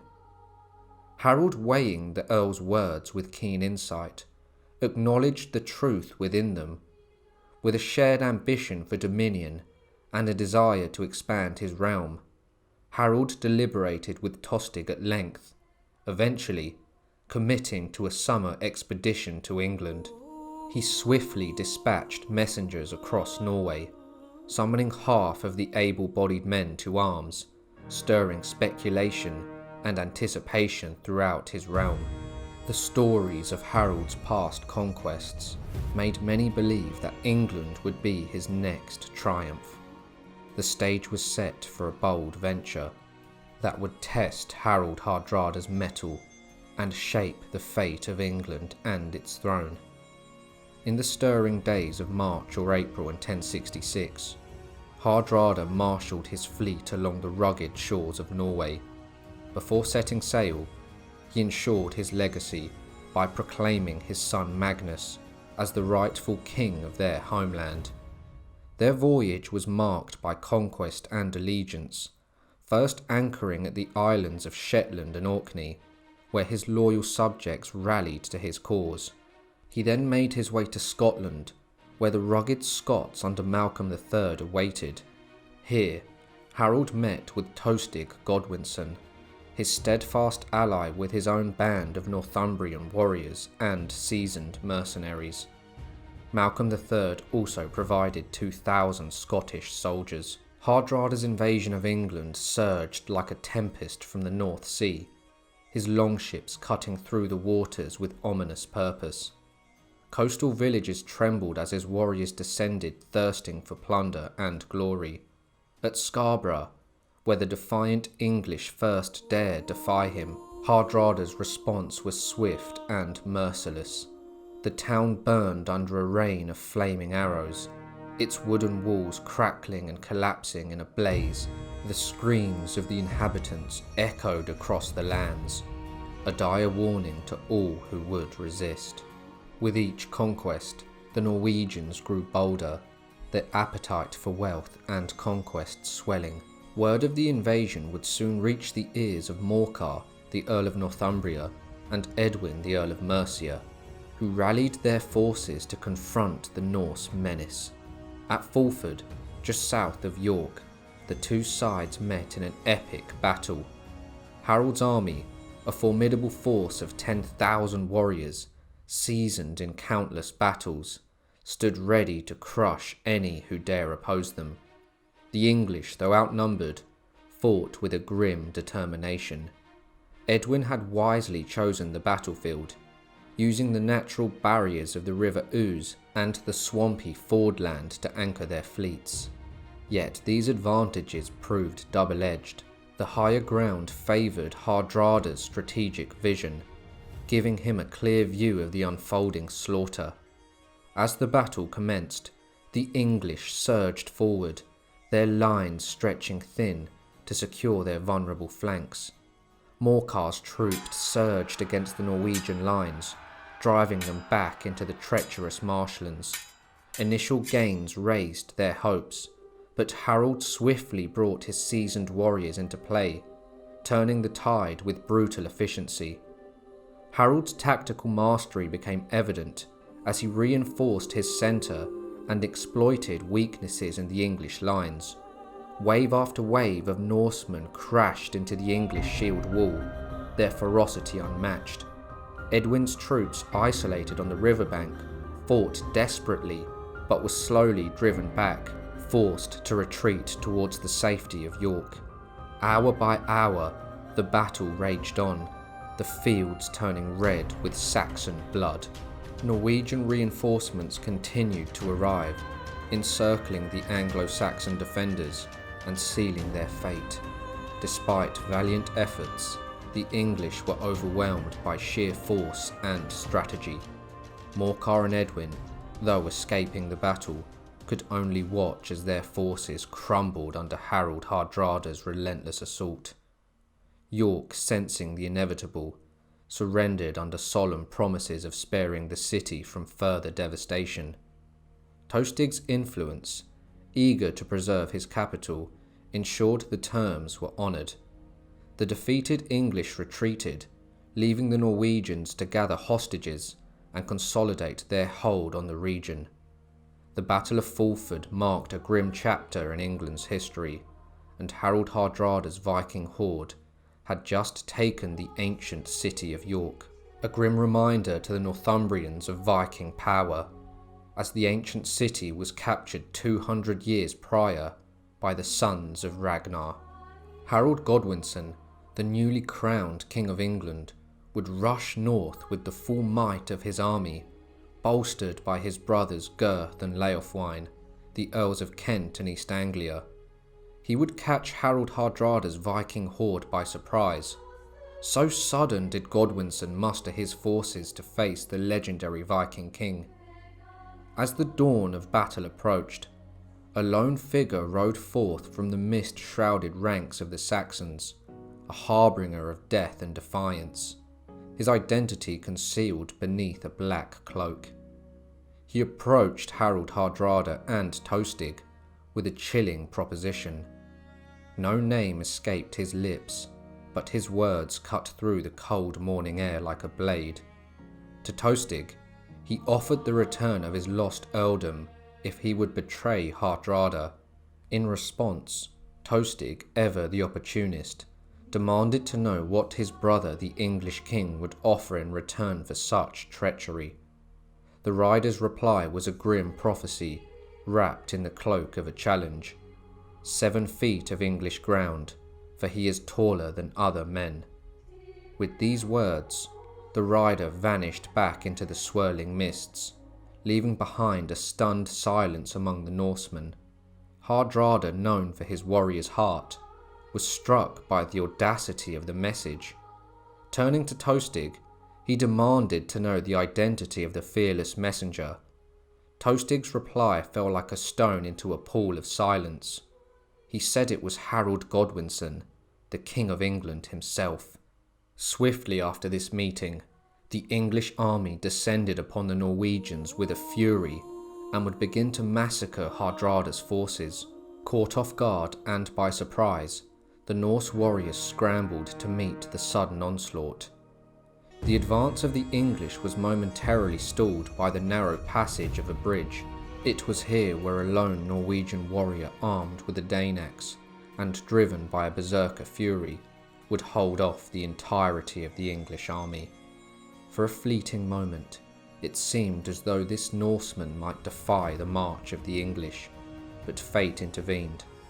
After the berserker had slain 40 Englishmen, an English soldier unseen beneath the bridge thrust his spear upward through the wooden planks, finding its mark in the groin of the berserk, bringing him to his knees, allowing him to be slain.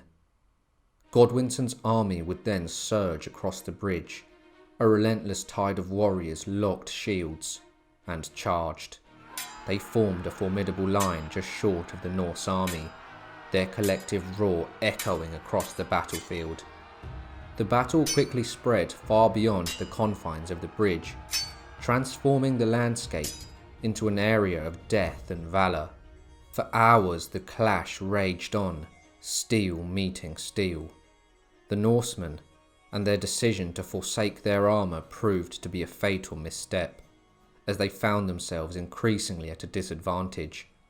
The English forces, relentless and unyielding, pressed their attack with ferocity. Slowly but surely, they fragmented the once impenetrable Norse shield wall, exploiting every weakness until it shattered. Tostig Godwinson, the traitor to the English, was slain in the carnage, as were many Norse earls and formidable warriors. In the heart of this chaos, Harald Hardrada stood as a beacon of raw power. His hands gripped his longsword with unwavering strength, carving a path through the enemy with each swing. It is said that he entered the legendary state of the berserker, his fury transcending human limits. In this trance-like rage, the 50-year-old veteran of 100 battles became a whirlwind of death, felling foe after foe with savage precision, a god on the battlefield. According to Harald's saga, this is what transpired. King Harald Sigurdsson saw this. He went into the fray where the greatest crash of weapons was, and there was a sharp conflict, in which many people fell on both sides. King Harald then was in a rage, and ran out in front of the array, and hewed down with both hands, so that neither helmet nor armour could withstand him, and all who were nearest gave way before him. It was then very near with the English that they had taken to flight. King Harald Sigurdsson was hit by an arrow in the windpipe, and that was his death wound. The Icelandic historian and poet Snorri Sturluson also wrote of Harald's death. The Saxons ran away from him. An arrow hit him in the chin, but he pulled it out. Another arrow hit him in the throat. Then he sat down. A friend asked him if he was hurt. Harald said, "It's just a small arrow, but it's doing its job." And then he died. And so, the most seasoned warrior on the battlefield, Harald Hardrada, the Viking King of Norway, a man whose exploits spanned the known world, and whose life was woven from the very fabric of legend, met his end in the blood-soaked plains of Stamford Bridge. At 50 years of age, with a legacy forged in countless battles, he bled out upon the cold English soil. The Thunderbolt of the North, a name that struck fear into the hearts of men, died as he had lived, by the sword. His final breath marked the end of an era, the twilight of the Viking Age. With his passing, the once feared Norse marauders transformed into the echoes of myth, their sagas and deeds becoming the timeless stuff of legend. The world shifted that day, the death of a legend heralding the dawn of a new age. I hope you all enjoyed the video. If you did, be sure to like, subscribe and share, and I'll see you all soon for another History Profile.